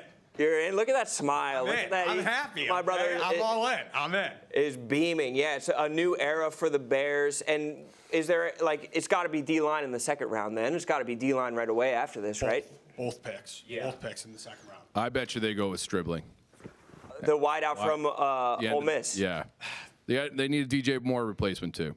Really? Another weapon? You don't believe Give in? Ben all the toys. Yeah, I mean, he is going to be. What about Malik Benson, day 3? Tell me about him, Blut. Straight burner out of Oregon. Another Oregon guy? Yeah, why not? Why not? I love it. Why not our buddy from Mississippi State if you want a straight burner, Brennan Thompson? Why not our buddy from North Dakota State, Bryce Lance, the size and speed? I mean, there's a lot of options for wideout out there. He drafted wideout, right? Ted Hurst. I didn't know you guys were lusting over wideouts like that. I'm really not, but also at the same time, it's just trust Ben Johnson on everything because he'll get it right. If he wants to do that, we're okay with it. Yeah, unbelievable stuff for Chicago. Look at the swagger in that walk. Oh, man, Okay. he's handsome. Look how hot this guy That is the hottest guy I've ever seen. He looks like he's in Top Gun. I've never seen anyone pull off sunglasses inside that way. Stolen all the ladies of Chicago right there. That's beautiful. I'm at a loss of words. Oh, and there's Ryan Poles. With the sunglasses, do you guys like the sunglasses onto the stage? For him, yeah. Yeah. Look how hot he is. I feel like we've seen a lot of players do that tonight. Looks like he's in chips right now. I mean, this guy looks fantastic right now. He's filling out the suit. He doesn't look like a defensive back either. This guy looks like a linebacker. Look at those shoulders. And broad body. Wow. That guy runs a 4.3? He runs a 4.3. He's dangerous. A well-fitted suit. He's getting his pictures. He's got the baby blue eyes. Why ever he wear looks good in that sunglasses Bears when hat. his eyes look like that? Holy cow. Chicago just got a new most eligible bachelor. Dylan Thieneman, safety from Oregon, goes to the Chicago Bears. Congratulations, boys. I'm bear down. Bear down. Bear down. I'm bared up right now. Draw is looks maxing. Yeah, he's fully looks maxing. So the Bills are on the clock. Stephen Che, let's take a look at your board right now. And we have a trade. Yeah, so we have a trade. That means that the Bills are jumping up to get into this spot. The Bills the Bills Texans. are at 26. Oh, I'm sorry. Okay. To Houston. Houston at 28. So Thank there's you. a little gymnastics going on here.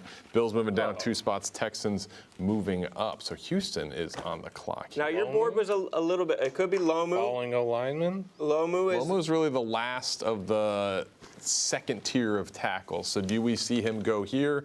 Was Buffalo or San Francisco a threat to take him? I think this could be an interesting spot for the Texans to move up.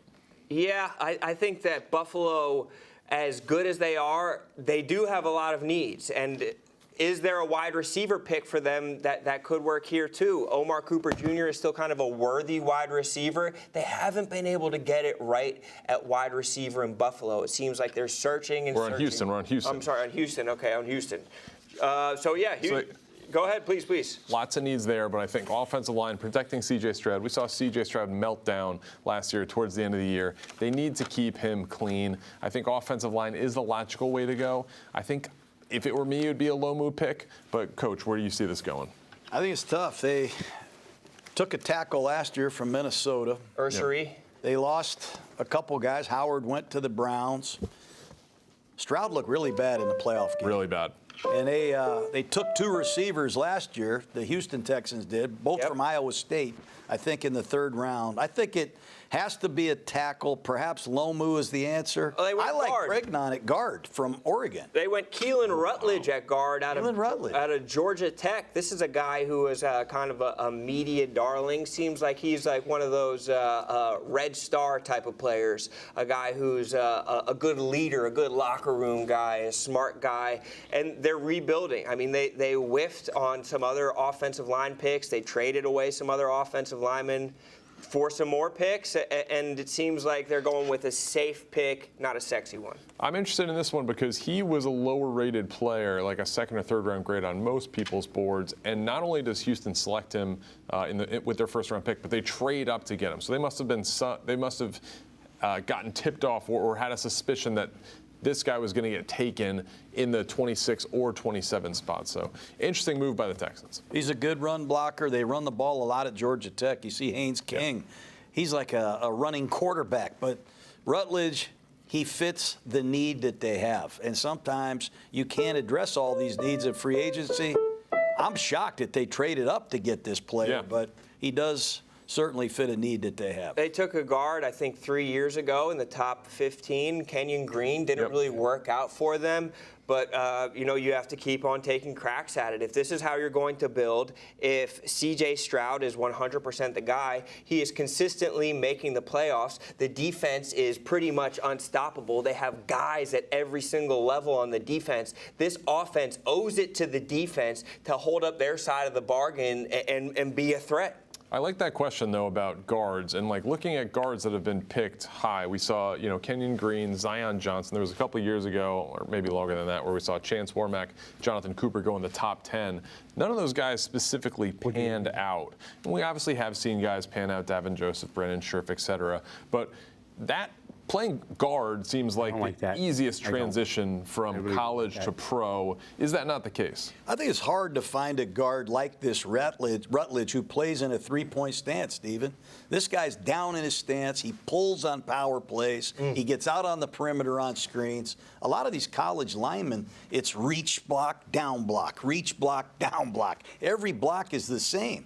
But at Georgia Tech, they have a very creative scheme, and Rutledge has done a lot of really cool things on tape, and they don't have any guards in Houston. So when you put that into account with the way C.J. Stroud played down the stretch, there is some logic here, no doubt. Another trade, Miami jumps up, makes a trade with San Francisco. I don't know if I like this trade. I don't know if I like this trade. Frank doesn't know if he likes the trade before a player's even been taken. I mean, what difference are you going to get at 27 that you can't get at 30? And then you give up a 90th pick? I mean, the Dolphins should be building slowly, building right. I don't know who they're going to get at 27. I don't like trading.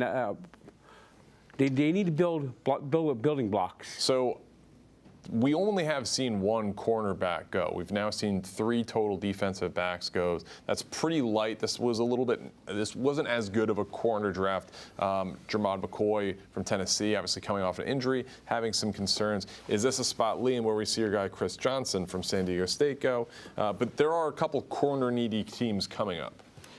Yeah, I mean, I'd love it if it's Chris Johnson here. They gave up 30 and 90, like Frank said. He absolutely hates it. I have no idea where they're going to go.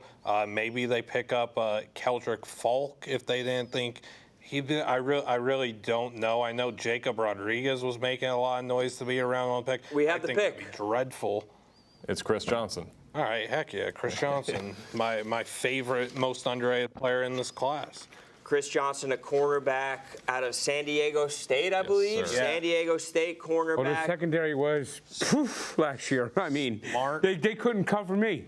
Smart, disciplined, versatile, plays inside, outside. I think he's a day one starter. I have him in the top 20. Technically sound, clean footwork, plus closing speed, plus in run support. I think it's an excellent pick. I think, Frank, this is a building block. It is a building block. He jumped. I just don't love giving up another pick from him. I wish they could have got him at 30. Yeah, but I mean, you get the guy that you want. Hood, McCoy, these guys from Tennessee seemed like they were going to be picks in the teens for the entire draft. They're sliding, but it doesn't seem like Miami cared about that. They wanted Chris Johnson, a guy who has the size to be a good outside cornerback.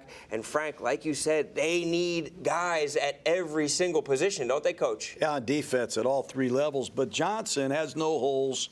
He had 152 career tackles. I like that. You got to be able to tackle at the corner position. He had 6 career picks. He did run 4.4 flat at the combine, which is impressive. Only concern I have with him is you never really see him play against a good team. He's only played 4 top FBS college football team. So level of comp. His Senior Bowl, I thought he was up and down, but he's a good tackler. He's got a lot of experience. And I like the fact he stayed at San Diego State. Not like all these other corners that are on 3 teams. That's a huge point because he stayed there. He got better every year. Coach, how does that affect how you assess the talent when somebody is changing teams every year? They're in different programs. They're playing in different systems. Does that make it harder to assess, or can you maybe see what they look like in different scenarios a little bit more? I think it's hard. I think it's really hard to evaluate the player because you can't really build relationships with the trainer, with this assistant coach, with the everyday drills. You don't have any continuity.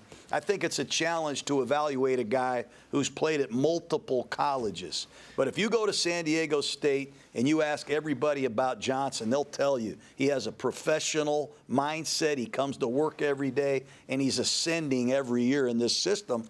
I think he's got the size and length to really help Miami. They don't have any corners that I know very well. No, their secondary was bad. I got to ask They couldn't cover me. I got to ask you a selfish question. Chris Johnson, obviously the name rings a bell, CJ2K. Is it true that that's the guy you wanted in 2008? You were standing on the table for Chris Johnson at East Carolina? I didn't want any good players. I wanted guys that couldn't play. You know that, Steve. That's true. Yeah, I tried to screw it up. Yeah, we like Chris Johnson. Yeah, seemed like a stud. And you talk about the level of competition, but I Every think time I hear that name, I get sick. I get sick looking at this right here. seeing Chris Johnson, yeah. And that You know what, though? I tell you, last thing I want to tell you is I do get these, we got all these guys that come into the FFCA, and we do, like, okay, targets. Let me see how many times this Johnson guy was targeted. We have 43 times he was targeted. 18 catches. That's 42%. You don't see any touchdowns. You see the guy have some PBUs and makeup speed right here. Not a lot of penalties. And I just like his overall consistency. You just wish you saw him play Ohio State. You wish you could see him play better receivers more often.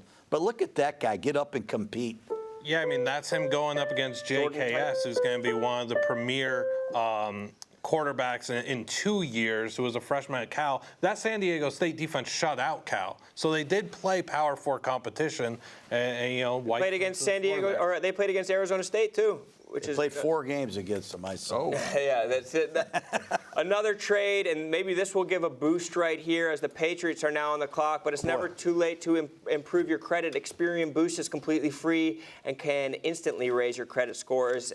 Add everyday on-time payments like phone, utilities, and even rent payments to your Experian credit file so your positive history can count. It's fast, secure, and free, and it's built for people whose credit doesn't tell the whole story. See results quickly. Many customers get an instant score uplift. Download the app. Get started for free. Results may vary. Not all payments are Boost eligible or considered by lenders. See Experian.com for details. Here come the Patriots. What could they want to do? They're trading up. I assume they don't want a wide receiver because they got one coming on June 1st. Yeah, I mean, A.J. Brown, all reports indicate that he is going to be a Patriot. This is going to be interesting. Is this one we saw, obviously the offensive line be a huge issue in the Super Bowl. Is this one where they get a Caleb Lomu from Utah to be kind of a guy in the future, or maybe even insurance for their current left tackle? Yeah, Morgan Moses is obviously an option at tackle that they're going to want to upgrade from. And it seems like Lomu is going to be a really nice pass protector for them. People have doubts about what's going on with Will Campbell as a pass protector. Do you guys feel those same doubts with the short arms? I mean, for the entire season, it was fine. But then in the Super Bowl, it was a completely different story.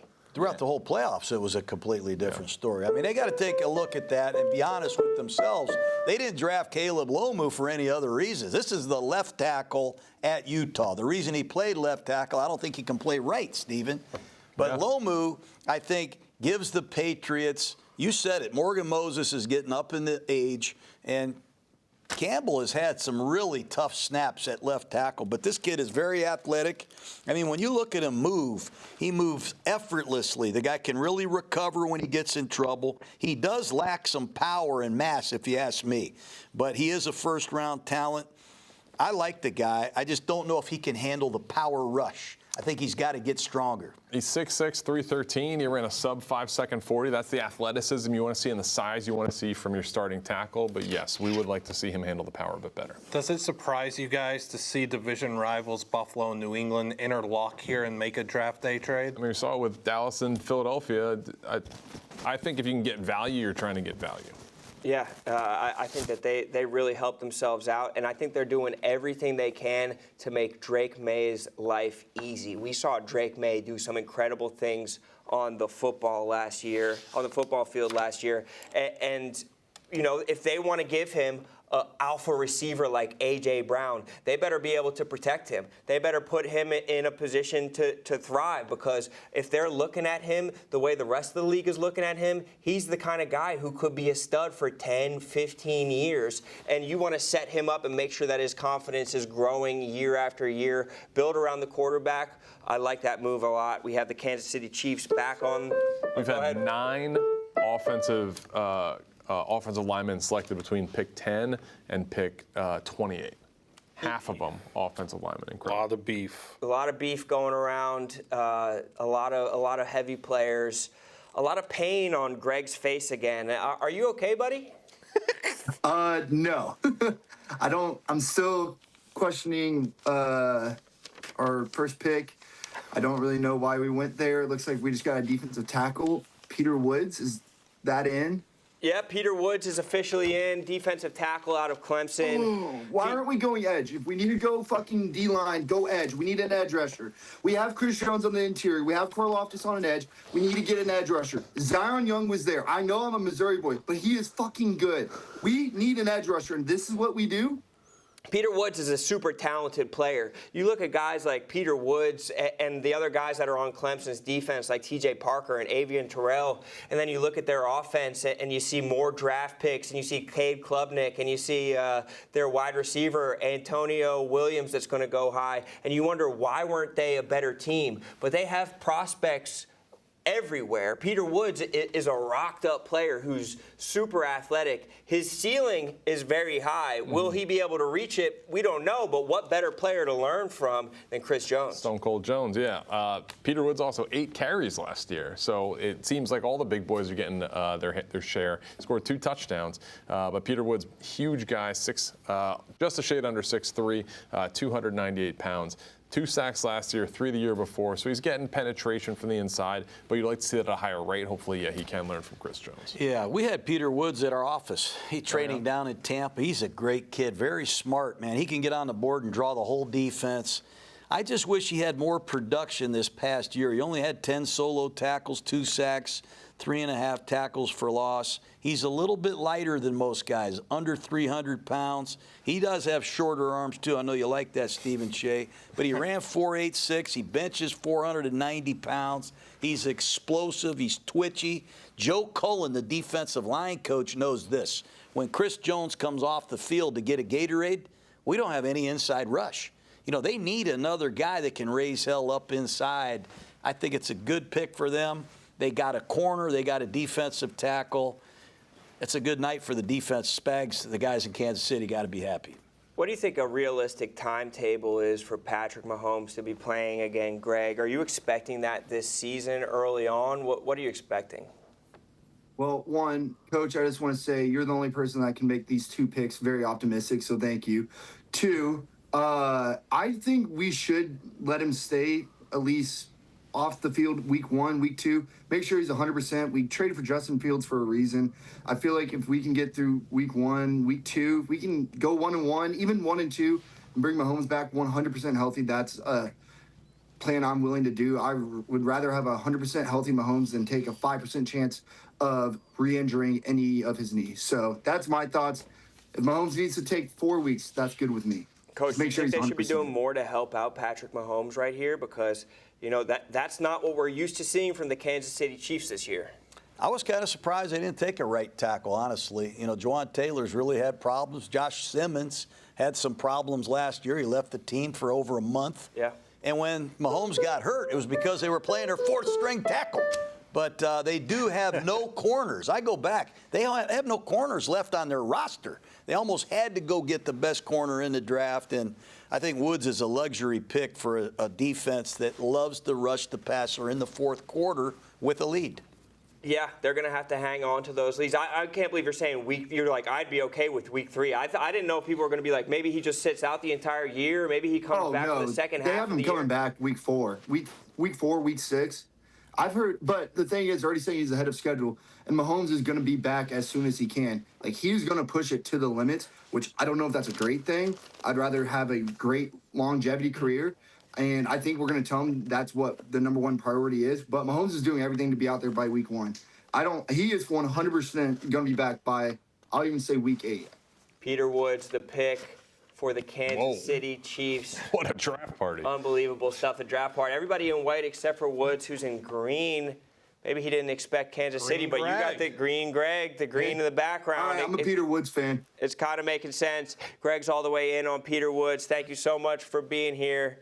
Fantastic stuff. And we have a trade alert right here. Another trade, holy cow. The Jets are back in the mix. We have another trade, and the 49ers keep on trading back. And the 49ers are trading the pick to the Jets. I mean, what could the Jets want right now? They have tons of picks next year, but it doesn't seem like they want a quarterback. They can't be getting a quarterback now, can they? The Jets pick at, I believe, at the top of the second round. I would be surprised if it's a quarterback. So they got David Bailey earlier, and they got Kenyon Sadiq. Is this a play where they go for a receiver? Is like Omar Cooper Jr. the play? I mean, they don't Denzel have a Boston's WR1, also- right, Coach?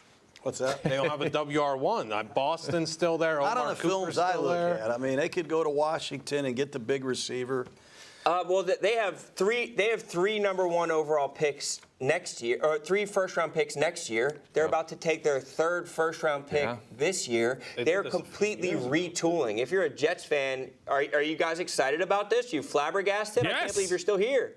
Of course, ecstatic. I mean, we need good players. This is our we'll have 3 first rounds this year. We'll have 3 second rounds next year. I guess the question to Gruden, Coach Gruden, Omar Cook Jr. or Denzel Boston, who would you want? You know, I don't know how Boston runs. I know he's a good jump ball guy in the red zone. I love Omar Cooper because you can play him in the slot, but they just took Sadiq with the first-round pick. I kind of see him as the slot guy now. Well, they took your guy Omar Cooper Jr. to the Jets, a guy who absolutely attacked the seams for Indiana last year, a guy who put the dagger into the heart of Penn State last year. This is a bona fide playmaker who is a huge part of the national champions. Omar Cooper is going to be a New York Jet. I love this. Just 3 drops last year. He had 30 plays of 20-plus yards the past 2 seasons. He did play primarily in the slot 83% of the time, but, I mean, the guy puts up numbers. He's tough, goes over the middle. He can play outside. I'm interested to see how much he plays with the Jets, but I love this pick. This is the guy that reminds you of a young Deebo Samuel. I mean, he's a really good runner after the catch.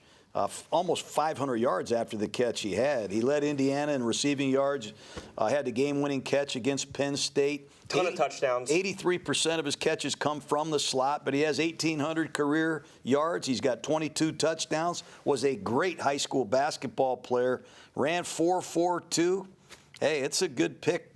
You just can't believe there's 2 Indiana Hoosiers going in the first round of the NFL draft, but Frank Reich, new offensive coordinator. They got a good offensive line. They got Breece Hall running it, 2 good tight ends. And now you got perhaps your number 1 receiver. You got the good number 2 receiver in Garrett Wilson. You got a chance. Jets. Omar Cooper, he's going to get on the phone with whoever calls him, and he's going to be told you have the chance to be the number 1 wide receiver on the New York Jets because they do not have one right now. I gotta tell you, I love our GM. As a Jets fan saying that, like, this is how you build a team up. You get these first-round picks. We said that. We've never had this before. Yeah, we've said that with Joe Douglas. No, we never had 3 firsts this year. 3 firsts next year. I'm optimistic. No way you are. I am. Because, like, this is what you do. I will say, when everybody else left, we stayed because we had an idea that the Jets were going to trade up, not because we had inside information, but more so like, they may trade up. They have the number 1 pick in the second round. Right. But this is the Jets Super Bowl year after year after year. I just want to pick before 10 p.m. next year. But we have 3 next year. Sorry, after 10 p.m. over the next few years. Yeah, maybe after next year. But this is what you do. 3 good players this year. It's already 3 good players Well, next where are you year. going to get your? I mean, you guys need your quarterback. You're not going to get him after 10 p.m. next year. No. He needs the year after. I misspoke. I meant after 10 p.m. in 2028. That's our goal. Okay, that's a realistic and convoluted goal, but I'm 100%. I'm with it. I think that the Jets have a lot to be excited about, and once they eventually get their quarterback, it's not like the cupboard's going to be bare. You guys have been building through the offensive line for the last couple of years. You have some weapons for him now. You have Breece Hall. There's a case to be made that this is an exciting offense going forward on paper, on fantasy, in Madden. You need to get a decent quarterback to satisfy all of this. Maybe it's a Manning, maybe it's one of the vaunted quarterbacks from next year, but it seems like a deep class. Wrong. We also got, don't forget, we got Bailey this year, too. I'm writing off Gino. I mean, Gino sucks, Butman. Clemmer, clear joke there. You know what, right, though? well, When you look at the Jets, man, they went out and they got Sweat, big defensive tackle in a trade. They got David Onyemata from the Falcons, a good D tackle. They got Will McDonald and now David Bailey coming off the edge. They got Demario Davis, inside linebacker. They get Asai from the Bengals. They got Minkah Fitzpatrick to play safety. They've added a lot of players on defense, man. And this offense quietly has a very good offensive line. Hey, maybe they can go get one of these young quarterbacks like Diego Pavia. Wouldn't that be something? Stop it.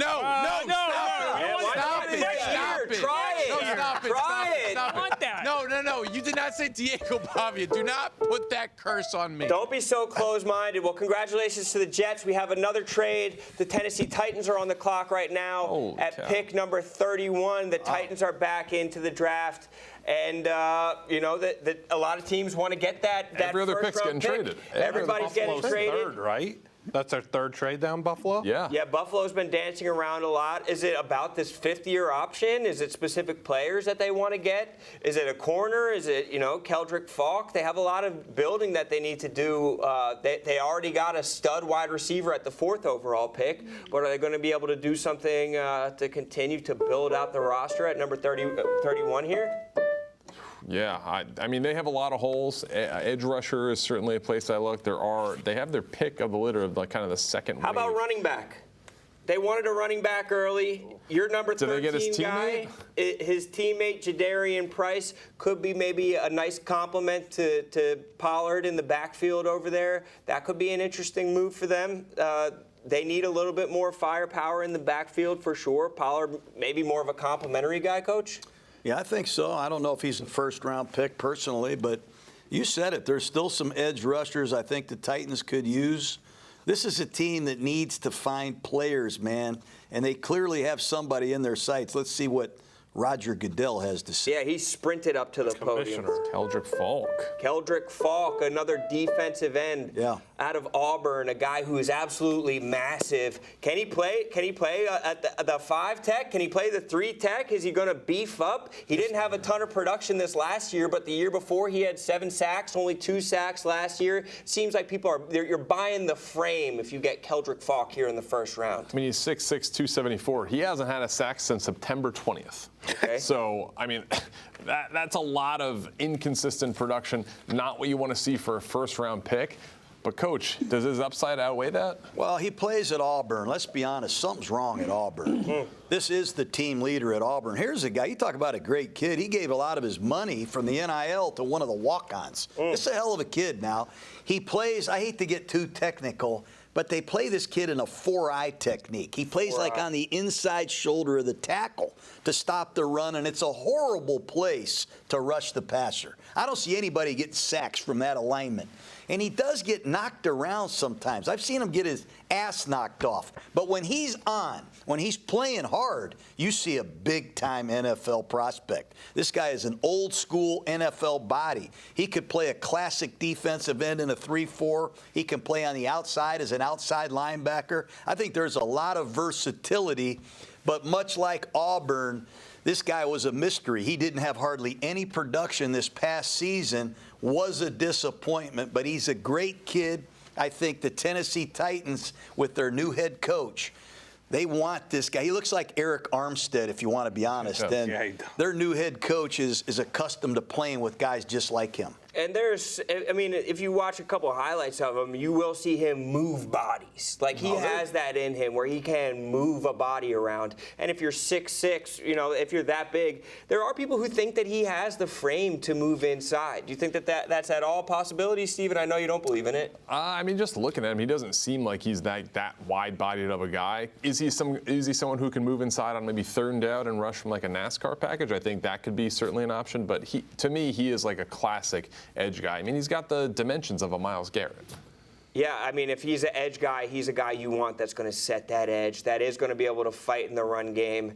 And it seems like, that this is an upside pick. This is a optimistic pick. And why not jump back in if you're the Titans? You don't have a lot to lose. You have a new system. Spots, yeah, just moving up a couple spots, making sure you get your guy. And if he is a stud, if he can grow into that potential, you have that fifth year. You have that fifth year that you're afforded as a first-round pick. You love to see the emotion and huge stuff from the Titans. Now, Hey, Seattle. do you like the new Titans uniforms? They're just like our jackets. Yeah, they are. They do. I feel like I love it. I think getting rid of those old ugly The uniforms. blue helmets I didn't like, It'll help 'em. but I like the old with the flame. I like the flame on the Yeah, I old miss logo. the flame, honestly. You like that new logo? I like the new old school logo. bland. Yeah. I hate this place. You got all you do is disagree with me every time. Every single Look at time. Falk, man. The guy can play, man. Personally, they should give the Oilers back their colors and their name and let the Houston Oilers come back. I'm okay with that. Or let the Texans become the Oilers. Regardless, we have the Super Bowl champions on the clock right now, and we are joined by absolute stud Sean Alexander, an all-time great, here on behalf of his philanthropic venture, Stand Together. So happy to have you here, my bro. And what are we thinking? I mean, you're the Super Bowl champ. You have the luxury of having the last pick. What's the move for the Seattle Seahawks? Well, you guys know, first of all, John, you look great up there, man. How you doing? I know, man. Sean, you love me because you broke all your records against us. I was going to take Alexander in the first round, but we took Janikowski instead. Can you imagine? Good to see you, man. Man, no doubt, no doubt. You know, I got tons of friends that love the Raiders, and so they're like, "Man, you're going to get your guy John Gruden." I was like, "Yeah, he didn't pick me. he picked me." That's a long story, my friend. Just make sure you blame me. Everybody else does.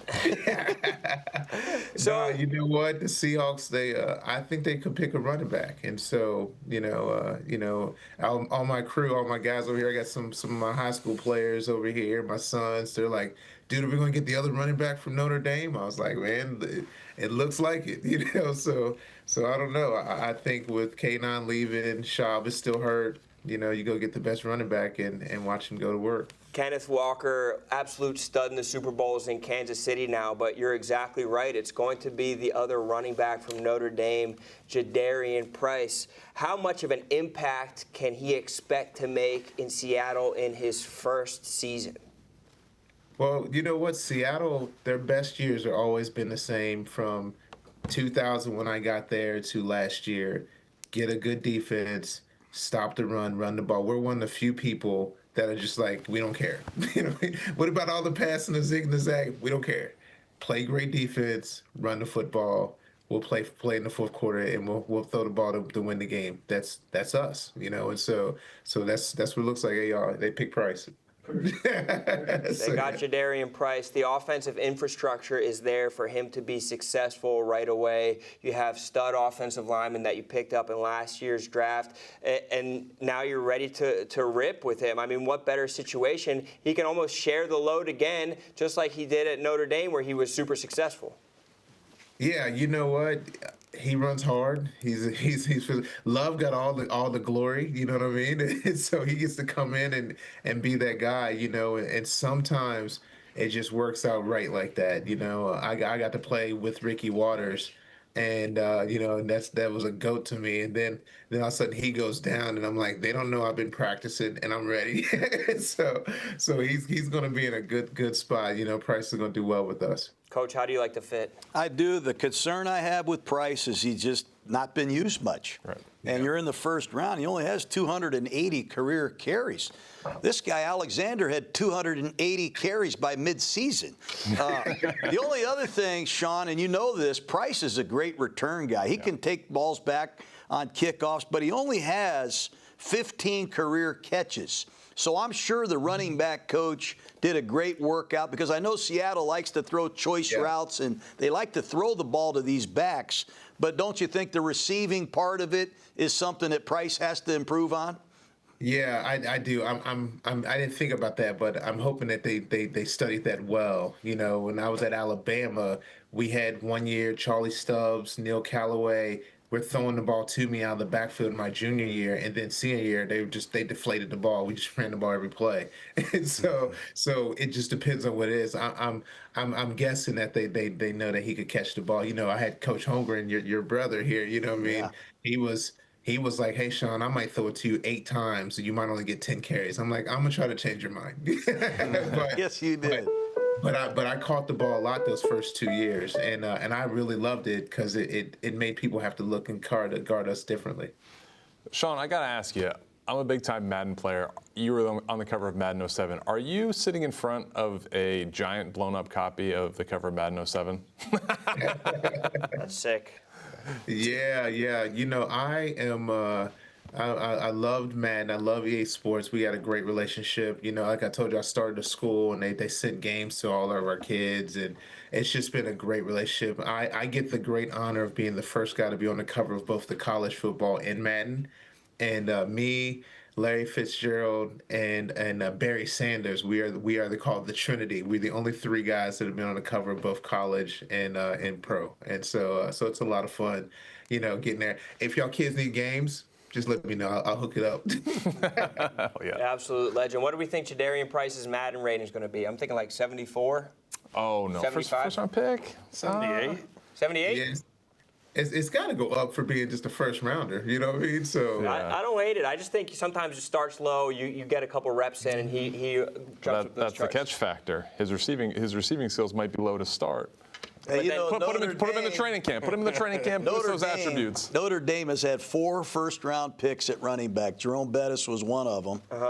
They had a guy named Vegas Ferguson and Greg Bell, who my dad coached at Notre Dame. Wow. And now they get 2 tonight. But what a great night for Notre Dame. I can't recall 2 running backs getting drafted in the first round in the. Kidding me? From the same school? Ronnie Brown, Cadillac Williams. That's exactly You drafted him. Come on. That's right. Yeah, That's the last time. That'd be the last time I could think of. But this is very. Well, I think Floyd Little, Larry Zonka were both also first rounders in the 60s. Hey, what about Syracuse? He won the Heisman, and he had the big boys. So it was the White and Charles White, Marcus Allen, maybe. No. I'm thinking who won the Heisman? Number 5. 05. Reggie Bush. Oh, Reggie Bush. Reggie Bush and Randall White. Yeah, you're right. There you go. There you go. I think. Yeah, because they both were nice. It was. The Titans took him. Yeah. You're right. Yeah. This is good draft knowledge. Nothing like the boys just throwing around some like trivia. Every time I see Sean Alexander, I get like car sick, man. The guy put a real ass whipping on me. You know that? That's disrespectful. Hey, you guys had the number 1 defense at the time. Yeah, Steve Hutchinson. He wasn't bad, was he? Walter Jones and Steve Hutchinson. Yeah. Don't leave home without them. Shouldn't you put their picture behind there with you? Hey, they're all over the house. Okay. His nicknames are like Big Hutch and Big Wall. Yeah. I wish I could have coached you, man. I love you, brother. Good to see you. Thanks for joining us. Awesome stuff from Sean Alexander, and definitely go check out his charity, Stand Together. Unbelievable. 32 picks, some absolute surprises. What are your guys' biggest takeaways from the first round? Che, we'll start with you. Just the movement. How many trades did we see just from the 20 to 32? It seemed like more than every other pick was being dealt back. So I think teams know what other teams' weaknesses are and dealt from positions of strength. So if you see like Buffalo dealt back, was it 3 times? They're looking to get, I would look for them to get C.J. Allen, a linebacker. They haven't replaced Matt Milano yet, or even Jacob Rodriguez, and they've taken multiple visits with the linebacker. So just seeing teams move back, we saw it a little bit in the beginning of the draft with the Chiefs and the Browns flopping, but just the movement at the end of the first round was incredible. Coach? I was surprised to see my guy Ty Simpson go 13th to the Rams. That's awesome. I thought there was the potential for that happening, but I was kind of surprised he went there. That's great for him. But I was taken back by that one. I was a little bit shocked. Yeah, that makes them a lot tougher, almost as tough as the Chevy Silverado. And with draft season here, you know you got to just have a pick that makes sense. A pick like Ty Simpson, a pick like the Chevy Silverado, powerful, can haul everything. And it can play with a little bit of finesse if you ever needed to, just like Ty Simpson can. A top-tier draft pick, that Chevy Silverado showing up every single time, handling the pressure, getting the job done when it comes to trucks, makes Chevy Silverado your #1 overall pick. Check out out the current offers and build yours at Chevy.com. Blutman, whose draft did you like the best? Ron, I want to bring up something else. Okay, talk to me. Jersey Jerry was talking about how the Steelers were dead set on Mekhi Lemon. Yeah. Mekhi Lemon was on the phone with the Pittsburgh Steelers front office when the Eagles traded up to go draft him. Wow. When have you ever seen something like that? That's unbelievable. He was on the phone getting drafted by Pittsburgh. This is kind of the masterclass type of stuff from Howie, just getting guys open, just making sure that you go up to your spot, finding a way to get up there. Really crafty stuff. I'm excited about it. Jets had a really interesting draft, picked up a bunch of guys. There's a couple teams like the Titans that made multiple picks. Giants made multiple picks. We're watching the NFL get rewritten in real time, and it's going to go on all weekend. I love the NFL draft. I love chopping it up with you guys. Love our sponsors like Experian, Chevy, Reese's, all these great folks that are always looking out for us. For Coach Gruden, for Frank, for Blutman, for Stephen Che, I'm Roan. And Roan, you did a hell of a job. Hey, I told you I love this stuff. I mean, Brandon Walker, what's he down there selling pigs? What you say he's doing? He's at the hot dog festival. We got Roan. You crushed it. Hey, thank you, brother. Always a pleasure being on the desk with you guys. Always a pleasure for everybody that watched at home. We will continue to give our type of football coverage here at Barstool Sports, but for the NFL Draft Show, we will see you guys. Ruben Payne. Next year. How about Ruben Payne? Tampa Bay. Oh, huge guy. And tune into Roan tomorrow. We got the Stool Beach House reunion. You're going to take it from New York. Is Nicky Smokes going to pipe tonight? Hey, how come I can't go to the beach house? You don't want to go. You see me out there in Vegas, man. To be out there, man. I'd be at the Cosmo right now raising hell. Oh, my God. All right.